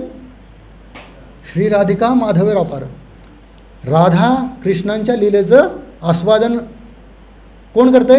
माझे गुरु करते, है ना. आणि ते नेहमी काय आहेत? प्रतीक्षण आस्वादन, ते प्रतीक्षण त्याचं आस्वादन करतायत राधाकृष्णांच्या लीलेचं. तर हे जे आहे ना, अशा गुरूंचं मला आशीर्वाद मिळतो, है ना. तर हे जे आहे ना आपल्याला माहीत पाहिजे की म्हणजे आपल्याला पण काय करायचं आहे? गुरूंच्या चरणांवरती चालायचं आहे ना, है ना. आपण गुरूंच्या चरणांवरती चालतो ना, तर गुरूंचं कार्य ते आहे, मग आपण पण ते करायला पाहिजे. आणि आपण काय करायला पाहिजे? राधाकृष्णांच्या प्रेमाचं बद्दल आतुर असलं पाहिजे, ऐकायला, लीला ऐकण्यासाठी, है ना. तर हे आपण हे इथं म्हणलेलं आहे, जन्म कर्म च मे दिव्यम योवम यो व्यक्ती तत्वतः त्यक्त्वा देहम पुनर्जन्म नाही. जो भगवंतांच्या बद्दलचं ज्ञान, जन्माचं आणि कर्माचं, त्यांच्या लीलांचं ज्ञान ज्याला होतं, ज्याला समजतं, तो व्यक्ती काय होतो? तर या मनुष्य जीवनामधून, या भूतलावरून, या भौतिक जगामधून मुक्त होतो आणि भगवत धामामध्ये जातो आणि भगवत धामामध्ये भगवंताची सेवा करतो. जे इथं करायचं आहे ते तिथंच करायचं आहे, पण तिथं कसं आहे? दुःख नाही, गुडघे दुखत आहेत, काम नाही होत, सेवा करायला गेलं तर उचलायला नाही येत, भांडं उचलायला नाही येत, भांडं उचलायला गेलं तर दुखतं आहे, पाठ दुखते, किंवा साफसफाई आपण ज्यावेळी क्लिनिंग करतो, है ना, आपल्याला शारीरिक व्याधी आहेत, तिथं नाहीत, तिथं नाहीत. तिथं पूर्ण आनंद आहे. जे काय करायचं आहे ते दुःखरहित भावनेने करायचं आहे, कुठलंच दुःख नाही. तिथं म्हातारपण होणार नाही, जन्ममृत्यू जराव्याधी नाही, आनंद आहे फक्त. तर हे आपल्याला माहीत पाहिजे, तरच आपण तिथं जाऊ. आपल्याला तिथं आनंद आहे हे आपल्याला जाणीव पाहिजे, तर आपल्याला तिथं मग आपण तिथं जाऊ. तर आपल्याला भगवंतांबद्दल, भगवंतांच्या जन्म आणि कर्माबद्दल माहिती करून घ्यायला पाहिजे आणि मग आपण भगवंतांकडं जाणार. पुढच्या श्लोकामध्ये हा पण खूप महत्त्वाचा श्लोक आहे, म्हणजे ह्या अध्यायाचा सार असल्यासारखा श्लोक आहे. वितराग भय क्रोध मन्मया माम उपाश्रितः बहवो ज्ञान तपसा पूता मद्भाव आगतः. वितराग भय क्रोध. आपण ह्या जगामध्ये हे पाहतो मी, आसक्ती, भय आणि क्रोध यापासून मुक्त झालेले, पूर्णपणे मतपरायण झालेले, माझा आश्रय ग्रहण करणारे गत काळातील अनेक मनुष्य माझ्याविषयीच्या ज्ञानामुळे शुद्ध झाले आहेत आणि याप्रमाणे त्या सर्वांनी माझ्याविषयीचे दिव्य प्रेमाची प्राप्ती केलेली आहे. भगवंत म्हणतात की जे माझ्या पूर्वीच्या लोकांनी केलं आहे, मी म्हटलं ना मग अशी गुरु काय करतात तर ते आस्वादन करतायत आणि त्यांचं तुम्ही अनुगमन केलं तर काय होईल, तुम्ही पण भगवतधामाला येईल. आणि पूर्वीच्या लोकांनी सुद्धा ते केलेलं आहे, पूर्वीच्या भक्तांनी ते साध्य केलेलं आहे असं ते भगवान सांगतात. पण त्याच्यासाठी महत्त्वाची गुण पाहिजेत आपल्यामध्ये. काय? वितराग भय क्रोध. आसक्ती, भय आणि क्रोध यापासून आपण काय पाहिजे, मुक्त पाहिजे. हे खूप अवघड आहे, सोपं नाही. आसक्ती, भय आणि क्रोधपासून आपण मुक्त पाहिजे. आसक्ती म्हणजे काय? अटॅचमेंट म्हणजे काय?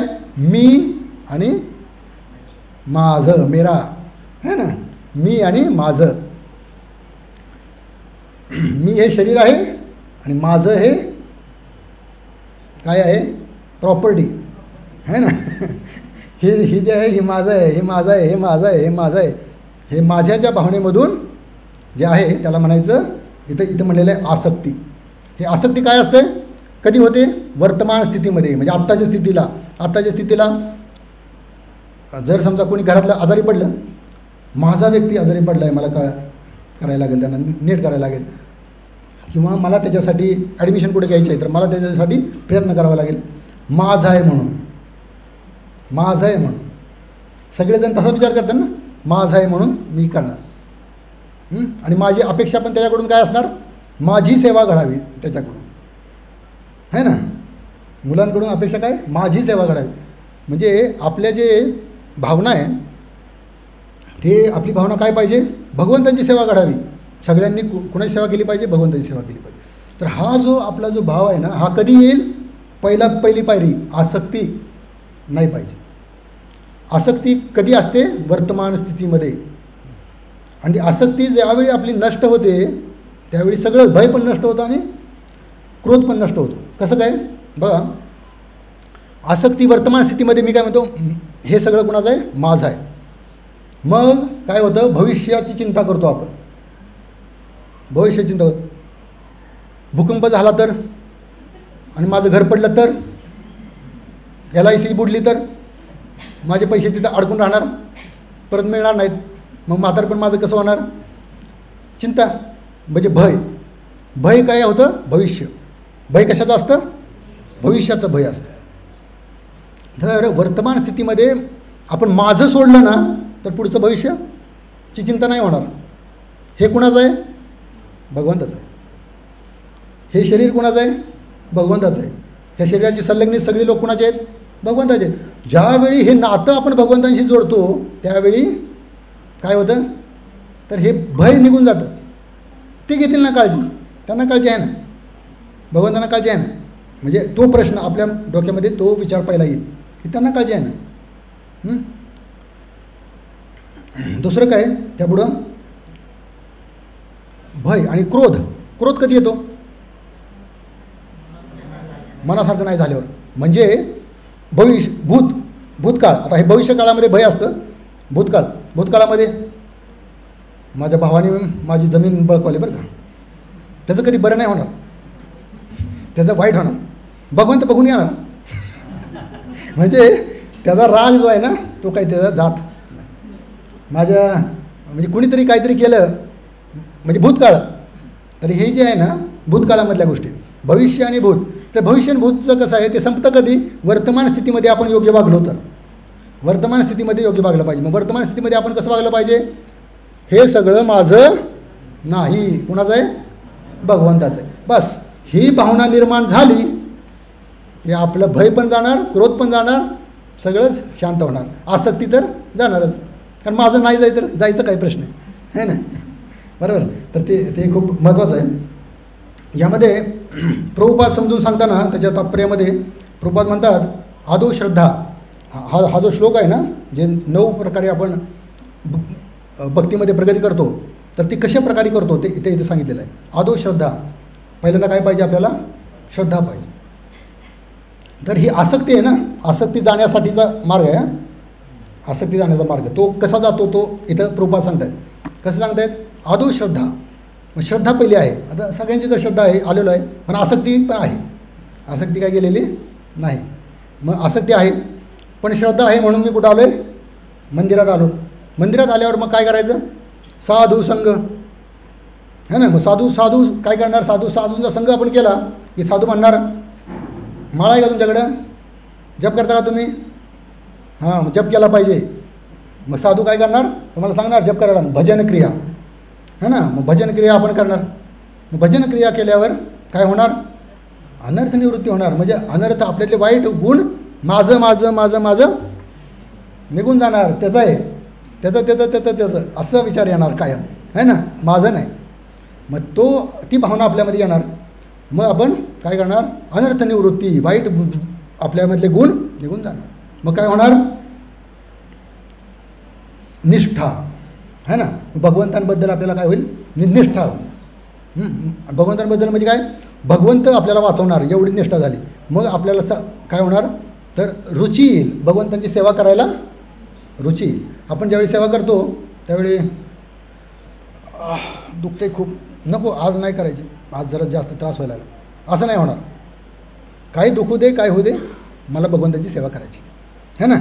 तर ती जी आहे ना की रुची, तुम्हाला रुची पाहिजे. रुची असल्यानंतर आपण जर रुचीप्रमाणे भगवंतांची सेवा, भक्तांची सेवा करत राहिलो तर मग काय होईल? आसक्ती होईल. हे मी केलंच पाहिजे. जसं आता हे जे आपण भगवंतांची सकाळी सेवा करतो, भगवंतांना उठवतो, मला रोज ज्यावेळी सेवा आहे माझी गेलीच पाहिजे, भगवंतांना उठवलंच पाहिजे, भगवंतांचे ड्रेसिंग केलं पाहिजे, त्यांना त्यांचं जे आहे ना सेवा केली पाहिजे, त्यांना आनंद प्रदान केला पाहिजे है ना.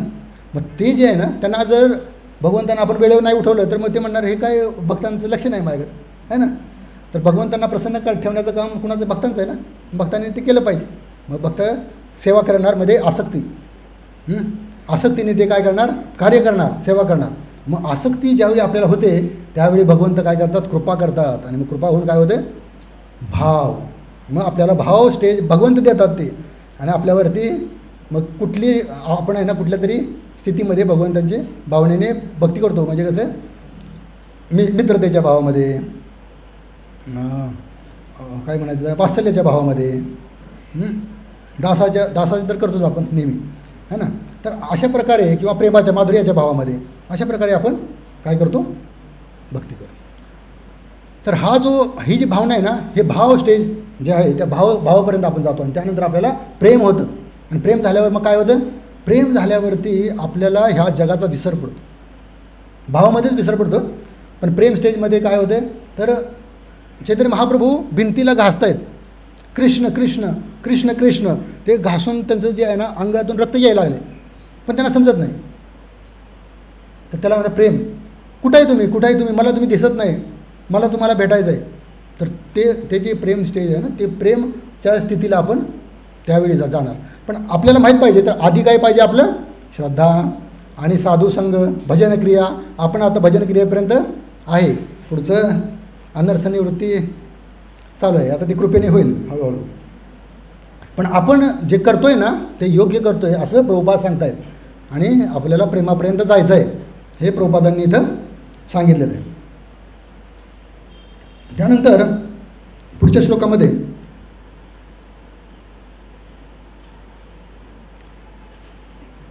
यामध्ये म्हणलेलं आहे की देवता जे आहेत ना, आपण काय करतात, इथले जे लोक आहेत ते काय करतात? थोड्याशा स्वतःच्या इच्छा पूर्ण करण्यासाठी देवतांकडे जातात, आणि देवता त्यांच्या इच्छा पूर्ण करतात. असं या श्लोकामध्ये म्हणलेलं आहे. त्वरित पूर्ण करतात देवता. तर भगवंतांनी पुढं 7व्या अध्यायामध्ये 23वा श्लोक आहे, त्यामध्ये म्हणलेलं आहे की जो व्यक्ती देवतांची उपासना करतो तो अल्पबुद्धी आहे. का बरं? तर तो कोण आहे? नौकर आहे. भगवंतांचा कोण आहे? नौकर आहे. त्यांनी कामाला ठेवलेलं आहे आणि तो काय करतो आहे? तर तुम्हाला फळं प्रदान करतो आहे. तर नोकराकडे मागण्यापेक्षा मालकाकडेच जर तुमची मैत्री असली तर तुम्हाला सगळीकडे फिरायची गरज नाही ना. जसं आपली पंतप्रधानाबरोबर ओळख आहे, तर आपण तहसीलदाराकडे जायची काय गरज आहे? पंतप्रधानाला सांगितलं तर एका फोनमध्ये आपलं काम झालं. तर असं तर हे आपल्याला समजलं पाहिजे. आपल्याला देवतांकडे जायची गरज नाही. तर आपण जे अन्य देवता आहेत, आत्ताच गणेशोत्सव झाला, गणपती पण बघतायत. गणपती कोण आहेत? तर त्यांना विघ्नहर्त्याची शक्ती कोण देतं? नरसिंहदेव. नरसिंहदेवांच्या डाव्या अंगठ्यावरती ते मस्तक ठेवतात, त्यावेळी त्यांच्यामध्ये विघ्नहर्त्याची शक्ती त्यांच्यामध्ये येते. तर हे आपल्याला माहीत पाहिजे. तर खरा विघ्नहर्ता कोण आहे? नरसिंहदेव. किती पण मोठं विघ्न असू द्या, ते दूर करू शकतात. तर आपल्याला ते माहीत पाहिजे. आणि आपण जर समजा ह्या देवतांची भक्ती करत राहिलो तर काय होणार? ते आपल्याला खऱ्या दुःखातून वाचवणार नाहीत. खरं दुःख काय आहे? जन्म मृत्यूचा फेरा है ना. पुनरपि जननम पुनरपि मरणम पुनरपि जननी जठरे शयनम है ना. परत जन्म घ्यायचा, परत मरायचं, परत नवीन आईच्या पोटात जन्म घ्यायचा, परत म्हणायचं माझं माझं माझं, आणि परत तिथंच आहे ना. त्यातून काय बाहेर पडत नाही. मग ते बाहेर पडायचं असलं तर काय करायचं? साधू संग करायचा. हरे कृष्ण कृष्ण कृष्ण हरे हरे, हरे राम राम राम हरे हरे. त्यानंतर पुढच्या श्लोकामध्ये म्हणतात, चातुर्वर्णमया सृष्टी गुणकर्म विभागशः तस्य कर्तारम अपिमाम विधी येनैव कर्तारम अव्ययम. तर हे काय आहे? महत्त्वाचं काय आहे? चातुर्वर्णमया सृष्टी गुणकर्म विभागशः. भगवंतांची सृष्टी कशी आहे? भगवंतांची सृष्टी कशी आहे? तर 4 वर्णांनी निर्माण झालेले आहे. चातुर्वर्णमया सृष्टी म्हणजे 4 प्रकारचे लोक तिथं असतात. ते कसे आहेत? कशा प्रकारे विभागणी केलेली आहे? गुण कर्म विभागशः. गुण आणि कर्माप्रमाणे विभागणी केलेली आहे, ते जन्माप्रमाणे नाही. हे 4 वर्ण कुठले आहेत? ब्राह्मण, क्षत्रिय, वैश्य, शूद्र. तर जन्माने ब्राह्मण असतो का? नाही. जन्माने सगळे शूद्रच असतात. ते काय होतात? संस्काराने ब्राह्मण होतात. कशाने ब्राह्मण होतो? संस्कार, उपनयन संस्कार होतो ना. तर तो संस्कार कशासाठी आहे? मी भगवंतांचा आहे हे जाणून देण्यासाठी.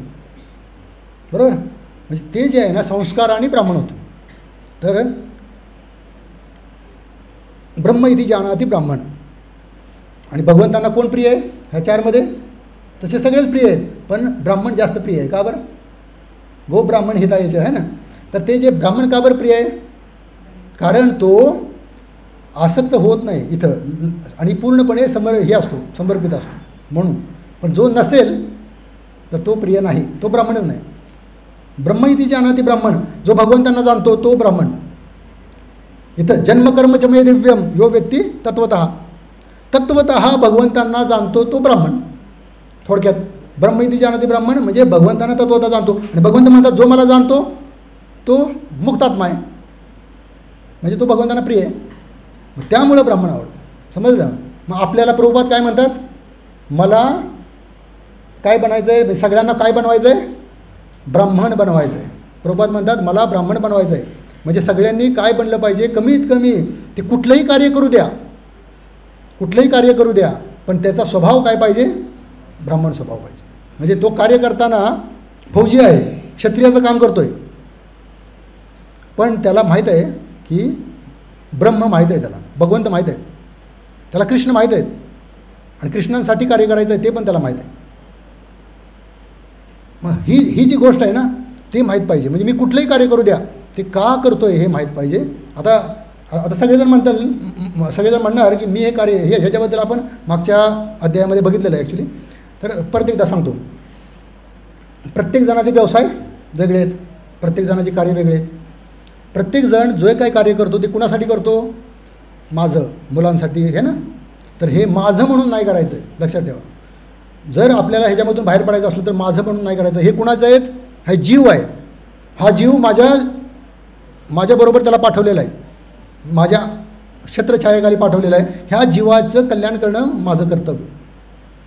ह्या जो मुलगा आहे, पत्नी आहे, आईवडील आहेत, ह्या सगळ्यांना माझ्या संपर्कामध्ये आलेले आहेत. म्हणजे मला आता ह्यांना भगवंतांबद्दलचं ज्ञान देणं माझं कर्तव्य आहे आणि मी ते केलं पाहिजे. आणि ते कर्तव्य करताना मला काम करावं लागते, कारण त्यांना भोजन द्यावं लागते, कारण हे शरीर काय आहे, साधन आहे. हे साधन मला जगवावं लागतं आहे, त्यांना पण जिवंत ठेवावं लागते, त्यांना जगण्यासाठी मला काम करावं लागतं. ही गोष्ट लक्षात ठेवा. मी जरी तुम्ही कुठलेही व्यवसाय करत असला, काम करत असला, तरी ते कुणासाठी करताय, जरी घरच्यांसाठी करत असला तरी ते कशासाठी, तर भगवंतांना जोडण्यासाठी. एक गोष्ट महत्त्वाची आहे, मी हे करतोय का, यांना त्यांच्याशी जोडायचं आहे, हे त्यासाठी करतो आहे. तर ही भावना आपल्यामध्ये स्पष्ट पाहिजे. तर मग आपण काय करणार, भक्तीमध्ये प्रगती करणार आणि आपल्याबरोबर ते पण प्रगत करणार. कारण जर समजा आपण जर त्यांना नाही प्रगत केलं तर आपण त्यांच्या बंधनामध्ये माझा माझा म्हणून फसणार, अडकणार. माझा नाही तो भगवंताचा आहे, माझा नाही तो भगवंताचा आहे. ही भावना जेव्हापर्यंत होत नाही तोपर्यंत आपण सुटत नाही. लक्षात ठेवा. मग तो विचार पाहिजे. म्हणजे मगाशी मी तुम्हाला फौजीचं उदाहरण सांगितलं. फौजीला पगार मिळतो, तो पगार मिळतो आहे, पण तो पगार कशासाठी घेतो आहे, सांभाळण्यासाठी, कुटुंब सांभाळण्यासाठी. आणि ते कुटुंब का सांभाळायचं आहे, तर त्यांना भगवंताशी जोडायचं आहे म्हणून. तर ही गोष्ट आपल्याला ठाम पाहिजे, फिक्स पाहिजे डोक्यामध्ये. तर ती जर असली तर आपण कन्फ्यूज नाही होणार की हे पैसे कशासाठी कमवतो आहे, मग हे का करतो आहे, काय. आपलं लक्ष तिथं नाही पाहिजे. ते पुढे येणार आहे पुढच्या श्लोकांमध्ये, ते भगवंत सांगतायत. आता हे जे आहे ना, चातुर्वर्ण मायासृष्टीचे ना, तर 4 वर्ण जे आहेत, ब्राह्मण, क्षत्रिय, वैश्य, शूद्र, हे गुणांप्रमाणे आहेत. हे माहीत पाहिजे. हे जातीप्रमाणे किंवा हे जे आहे ना असं नाही, गुणांप्रमाणे आहे. ब्राह्मण, क्षत्रिय म्हणजे काय, तर संरक्षण करणारे किंवा मार्गदर्शन करणारे असतात. ते ब्राह्मण असतात ते मार्गदर्शक असतात. जे क्षत्रिय असतात ते राज्यकर्ते असतात. जे वैश्य असतात ना, ते व्यापारी वर्ग जो असतो ना तो वैश्य. शूद्र जो असतो ना तो काय असतो, सॅलरी, पगारावर राहणारा वर्ग जो असतो तो पुन्हा एक शूद्र. तर मी पण आता पगारावरती आहे. तर सगळ्यात महत्त्वाची गोष्ट काय आहे, तर पगारावरती जो जगतो तो कोण आहे, शूद्र. म्हणजे आपली वृत्ती काय आहे, शूद्राची. जसं बॉस सांगणार तसं करणार. बॉस म्हणाला आज तिकडे जाऊन जरा भेटून यायचं लोकांना, जाऊन भेटून, होय साहेब. हे काम कुणाचं आहे, शूद्राचं. तर प्रभुपाद म्हणतात, तुम्ही शूद्र जरी असला तर मला तुमच्याकडून ब्राह्मणाचे गुण पाहिजे, तुम्ही ब्राह्मणासारखं वागलं पाहिजे. मग तुम्ही काय करायचं आहे, भगवंतांना जाणण्याचा प्रयत्न करा, भगवंतांना जाणण्याचा प्रयत्न करा. भगवंतांना जाणा, ब्राह्मण होणार, है ना. तर वेळ थोडासा कमी आहे, एक 5-10 मिनटं आपण घेऊया. तर आपल्याला ते समजलं पाहिजे की ब्राह्मण म्हणजे आपल्याला बनायचं आहे. आपण जन्माने काही असू द्या, पण आपल्याला काय करायचं आहे, ब्राह्मण बनायचं आहे. म्हणजे आपल्याला काय करायचं आहे, ब्रह्म इति जानाति, भगवंतांना जाणायचं आहे. थोडक्यात ब्राह्मण बनायचं म्हणण्यापेक्षा भगवंतांना जाणायचं आहे. ठीक आहे. त्यानंतर पुढं भगवंत म्हणतात की तुम्हाला पुढं माहीत पाहिजे कर्म काय आहे, अकर्म काय आहे आणि विकर्म काय आहे. यामध्येच पुढं आलेलं आहे, कर्म काय, अकर्म काय, विकर्म काय. तर हे आपल्याला नीट माहीत पाहिजे. या अध्यायामधला महत्त्वाचा एक भाग आहे. तर तो कर्म म्हणजे काय, मी आणि माझ्याबद्दल मी काम केलं, मी अभ्यास केला, मला फळ मिळालं पाहिजे, मिळालंच पाहिजे असं. तर ते आहे, त्याला म्हणायचं सकाम कर्म. म्हणजे मी काम केलं की मला फळ मिळालं पाहिजे, हे काय आहे, सकाम कर्म. दुसरं काय आहे, विकर्म. विकर्म म्हणजे काय, कसंही वागत राहायचं. म्हणजे नशापान करणे, व्यभिचार करणे, जे योग्य नाही ते सुद्धा कार्य करणं, त्याला म्हणायचं विकर्म. ते विकर्म केल्यानंतर त्याचं तर म्हणजे त्याला त्याची शिक्षा मिळणारच आहे. तर सकाम कर्म सुद्धा वाईट आहे, विकर्मसुद्धा वाईट आहे. का, सकाम कर्म केलं तर परत जन्म घ्यायचाच आहे, त्याचं भोगण्यासाठी परत जन्म घ्यायचंच आहे. मग आपल्याला हे सकाम कर्म केलं तरी घ्यायचं आहे, विकर्म केलं तरी भोगायचंच आहे, है ना. आता अकर्म. अकर्म काय आहे, अकर्म काय आहे, अकर्म म्हणजे भक्तिमय कार्य, भगवंतांप्रती केलेलं कर्म किंवा भगवंतांप्रती केलेलं कार्य.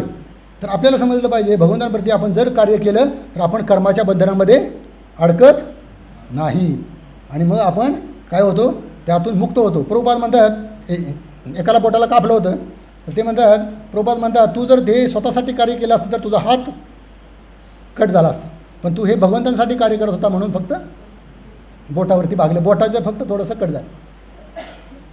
तर हे आपल्याला समजलं पाहिजे. यामध्ये 19व्या श्लोकामध्ये म्हणलेलं आहे की जो व्यक्ती अकर्म करतो, म्हणजे भगवंतांसाठी कर्म करतो, तो व्यक्ती आपल्या कर्माच्या बंधनांना भस्मसात करतो, अग्नीचं कार्य करतो. म्हणजे आपल्याला आपली कर्म भस्मसात करता येतात. कधी? जर आपण भगवंतांसाठी कार्य केलं, माझ्यासाठी स्वतःसाठी केलं तर नाही. मी आणि माझ्यापासून बाहेर गेलो भगवंतांसाठी, ते आणि त्यांचं, हे सगळं कुणाचं आहे? त्यांचं आहे. हे सगळं कुणाचं आहे? त्यांचं आहे, भगवंतांचं आहे, माझं नाही. तर ह्या भावनेमध्ये राहिला तर काय होईल? कर्माच्या बंधनामध्ये अकर्म होईल, आणि अकर्म झालं तर काय होईल? आपली कर्माची बंधनं जळून जातील. त्यानंतर पुढं जे आहे ना, कर्माचे बंधनं जळून जातील. पुढं त्यांनी सांगितलेलं आहे की आपल्याला हे जे दिव्य ज्ञान आहे, ह्या दिव्य ज्ञानामध्ये आपण जर राहिलो तर द्रव्य यज्ञ, या ठिकाणी एक सांगितलेलं आहे ग्रहस्थांसाठी सांगितलेलं आहे की द्रव्य यज्ञ, ग्रस्त काय करतात? द्रव्य यज्ञ करतात. द्रव्य यज्ञ जर केला तरीसुद्धा भक्तीमध्ये हळूहळू प्रगती होऊ शकते. म्हणजे ग्रस्त काय करतात? आपण आता नित्यसेवा करतो है ना, नित्यसेवेमध्ये दर महिन्याला थोडीफार रक्कम आपण भगवंतांच्या सेवेमध्ये लावतो. तर हे जे आपण सेवेमध्ये लावतो रक्कम, ते काय म्हणायचं त्याला? द्रव्य यज्ञ.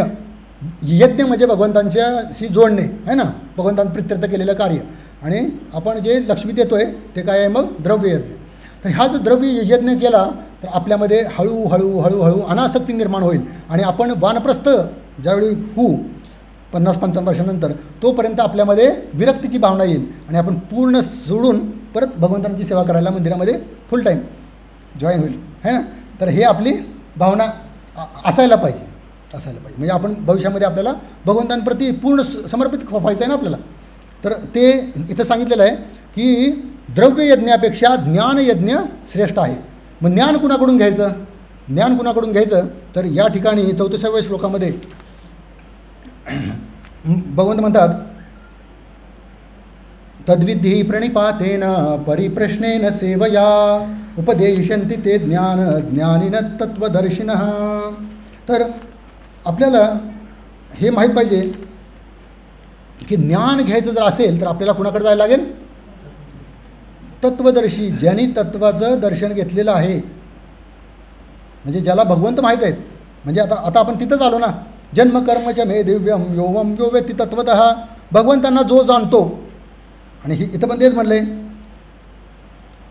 की भगवंतांना जो जाणतो, तद्वित्ती प्रणिपातेन परिप्रश्नेन सेवया उपदेशन्ति ते ज्ञानिनः तत्वदर्शिनः. ज्यांनी तत्वाचं दर्शन घेतलेलं आहे ना, तोच व्यक्ती तुम्हाला तत्वाचं दर्शन घडवून आणू शकतो है ना. म्हणजे भगवंतांचं दर्शन घडवून आणू शकतो, भगवंतांप्रती प्रेम जागृत करू शकतो है ना. मग आपलं कार्य काय आहे? नेहमी आपल्या कार्याकडे लक्ष द्यायचं. गुरुचं कार्य गुरु करणार, आपलं कार्य काय आहे? तद्विद्धि प्रणिपातेन. आलं की काय करायचं आहे? साष्टांग प्रणाम करायचा आहे ना, दंडवत प्रणाम करायचा आहे. तद्विद्धि प्रणिपातेन परिप्रश्नेन सेवया. प्रश्न विचारायचा आहे, महाराज माझी आसक्ती खूप आहे या संसारामध्ये, काही करा पण मला यापासून मुक्त करा, मला विरक्ती द्या, मला त्यापासून कशा प्रकारे मी विरक्त होऊ शकतो. मग गुरु काय करणार? गुरु म्हणणार, रोज सकाळी लवकर उठ, हरे कृष्ण महामंत्र ध्यानपूर्वक कर. जर तुला घरी नाही ना होत, मंदिरामध्ये ये, मी आहे इथं बसलेलो, माझ्याबरोबर कर. मग काय होईल? गुरूंच्या आज्ञेचं पालन. गुरु आपल्याला काय करतील? मार्गदर्शन करतील. तद्विद्धि प्रणिपातेन परिप्रश्नेन सेवया. आपण प्रश्न विचारायचा आहे आणि काय करायचं आहे? सेवा करायची आहे. परिप्रश्नेन सेवया. सेवा 2 प्रकारची असते, एक वपुसेवा, वाणीसेवा. गुरु महाराज जर आपल्या जवळ असतील तर आपण वपुसेवा, त्यांच्या शरीराची सेवा करू शकतो. गुरु जर लांब असतील तर आपण कशी सेवा केली पाहिजे? वाणीची. त्यांच्या वाणीने जे काही सांगितलं आहे त्याचं पालन केलं पाहिजे है ना. तर ते आपल्याला गुरूंच्या आज्ञेचं पालन केलं पाहिजे. गुरु काय सांगतात? 4 नियमांचं पालन करा, 16 माळा जप करा, एवढं सांगतात ना. रोज भगवंतांना नैवेद्य दाखवा, तो प्रसाद म्हणून खावा, दरवेळी तुम्ही साधना करा, सकाळी लवकर उठा. जे गुरूंनी सांगितलं आहे ते तुम्ही फॉलो केलं पाहिजे. मग ते आपण करत राहायचं. तद्विद्धि प्रणिपातेन परिप्रश्नेन सेवा उपदेशन्ति ते ज्ञानिनः तत्व. जो व्यक्ती गुरूंनी सांगितलेल्या मार्गावर चालतो त्या व्यक्तीचं कधीच काय होत नाही, पतन होत नाही. आणि ते कुणाचे होतात? ते माझेच आहेत. भगवंत पुढच्या श्लोकामध्ये म्हणतात ते लोक कुणाचे आहेत? माझेच आहेत. म्हणजे जे गुरूंचं पालन करतात, गुरूंच्या शब्दाचं पालन करतात ते लोक कुणाचे आहेत? भगवंताचे आहेत, कृष्णाचे आहेत. कृष्ण म्हणतायत, भगवंत म्हणतायत. म्हणजे आपलं काम काय आहे? तद्विद्धी प्रणिपातेन परिप्रश्नेन सेवया उपदेशन्ति ते ज्ञान ज्ञानेन तत्त्वदर्शी. त्यांची सेवा करायची आहे आणि त्यांना शरण जायचं आहे, प्रणिपात करायचं आहे, प्रश्न विचारायचे आहेत आणि सेवा करायची. ठीक आहे, हे आपल्याला समजलं. आता तिसरं यामध्ये आपण बघितलं ज्ञान जे आहे ना, ज्ञान काय आहे? आपल्या कर्मांना काय करतं? जाळून टाकतं, भस्मसात करतं. दिव्य ज्ञान, भगवंतांप्रतीचं ज्ञान जर झालं तर आपली कर्म काय होतात? नष्ट होतात ना, भगवंतांनी सांगितलेलं आहे. आता दुसरं सांगितलेलं आहे त्यांनी, दिव्य ज्ञानामध्ये जो आहे तो दिव्य ज्ञानरूपी नावेमध्ये आरूढ होऊन तो भवसागराला पार करतो. म्हणजे जर आपण दिव्य ज्ञानामध्ये स्थिर असू तर आपल्याला भवसागर सहज पार आपण करू शकतो. म्हणजे इथं दिव्य ज्ञानाचं हे वर्णन कशाबद्दल केलेलं आहे? नावेशी केलेलं आहे. त्याचं कम्पॅरिझन कशाबरोबर केलेलं आहे? नावेशी केलेलं आहे. मग आपल्याला दिव्य ज्ञान काय आहे? बघा, नाव ही काय असते? एका ठिकाणावरून दुसऱ्या ठिकाणी घेऊन जाते. एका ठिकाणावरून दुसऱ्या ठिकाणी जायचं असलं तर आपल्याला काय करावं लागतं? चप्पू चालवायला लागतो. आपल्याला कुठला चप्पू चालवायचा आहे? हरे कृष्णा कृष्णा कृष्णा हरे हरे, हरे राम राम राम हरे हरे.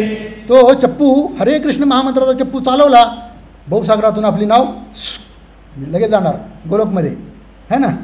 बरोबर आहे. तर हे आपल्याला माहीत पाहिजे की गोलोकमध्ये जायचं असलं तर आपल्याला चप्पू कुठला चालवायचा आहे? हरिनामाचा. हां, अजून एक आहे, नाव आहे ना जागेवरनं हलणार नाही तुमची, कधी हलणार नाही. एकदा काय झालं माहिती आहे का? एकदा एक हे चालली होती, लग्नाची पार्टी चालली होती आणि ते मुलीच्याकडे जायचं होतं त्यांना, मुलांना. दुसऱ्या दिवशी लग्न आहे आणि ते चालले होते नदीच्या पलीकडं, गंगा नदीच्या पलीकडे. गंगा नदी खूप मोठे आहे, 2-2 किलोमीटर आहे. मग हे काय केले, रात्री जाऊन बसले आणि नदीमधूनच ते प्रवास करत त्यांच्या पलीकडच्या तीराला त्यांचं गाव होतं, तिथे जाणार होतं. हे सगळे लोक नावे जाऊन बसले आणि आता काय म्हणले, चला.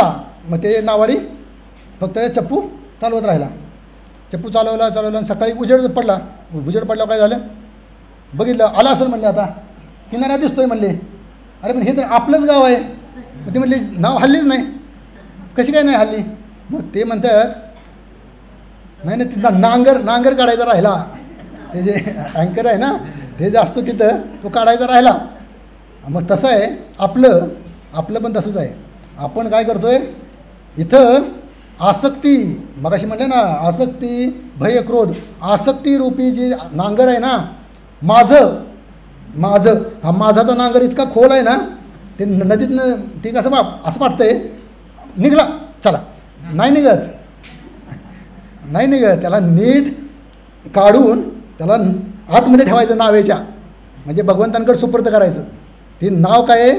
भगवंतांची काय आहे? भगवंतांबद्दलचे ज्ञान आहे. हे सगळं कुणाचं आहे? भगवंतांचं आहे. नावच कुणाचे आहे? ज्ञानरूपी नाव आहे ना. आणि ते ज्ञान काय आहे? मी भगवंतांचं आहे. आणि भगवंतांचं जे जन्म कर्म चमे दिव्यम, भगवंतांचं जे जन्म आणि कर्माचं आपल्याला पूर्ण ज्ञान आहे, अशी ज्ञानरूपी नाव आहे ते. म्हणजे भगवंतांबद्दलचं सगळं लीला आहेत ती नाव आहे. त्यामध्ये ह्या आसक्तीला टाकायचं आहे.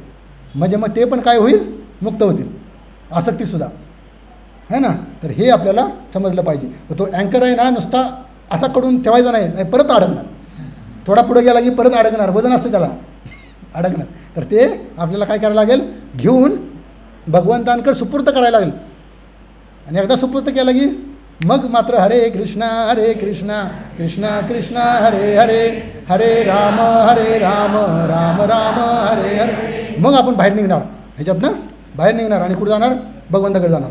आणि भगवंत आता शेवटचं दोन मिनटात आपण सांगू ह्यामध्ये भगवंत. मग आता शेवटच्या श्लोकामध्ये भगवंत येतात इथं आणि काय म्हणतात?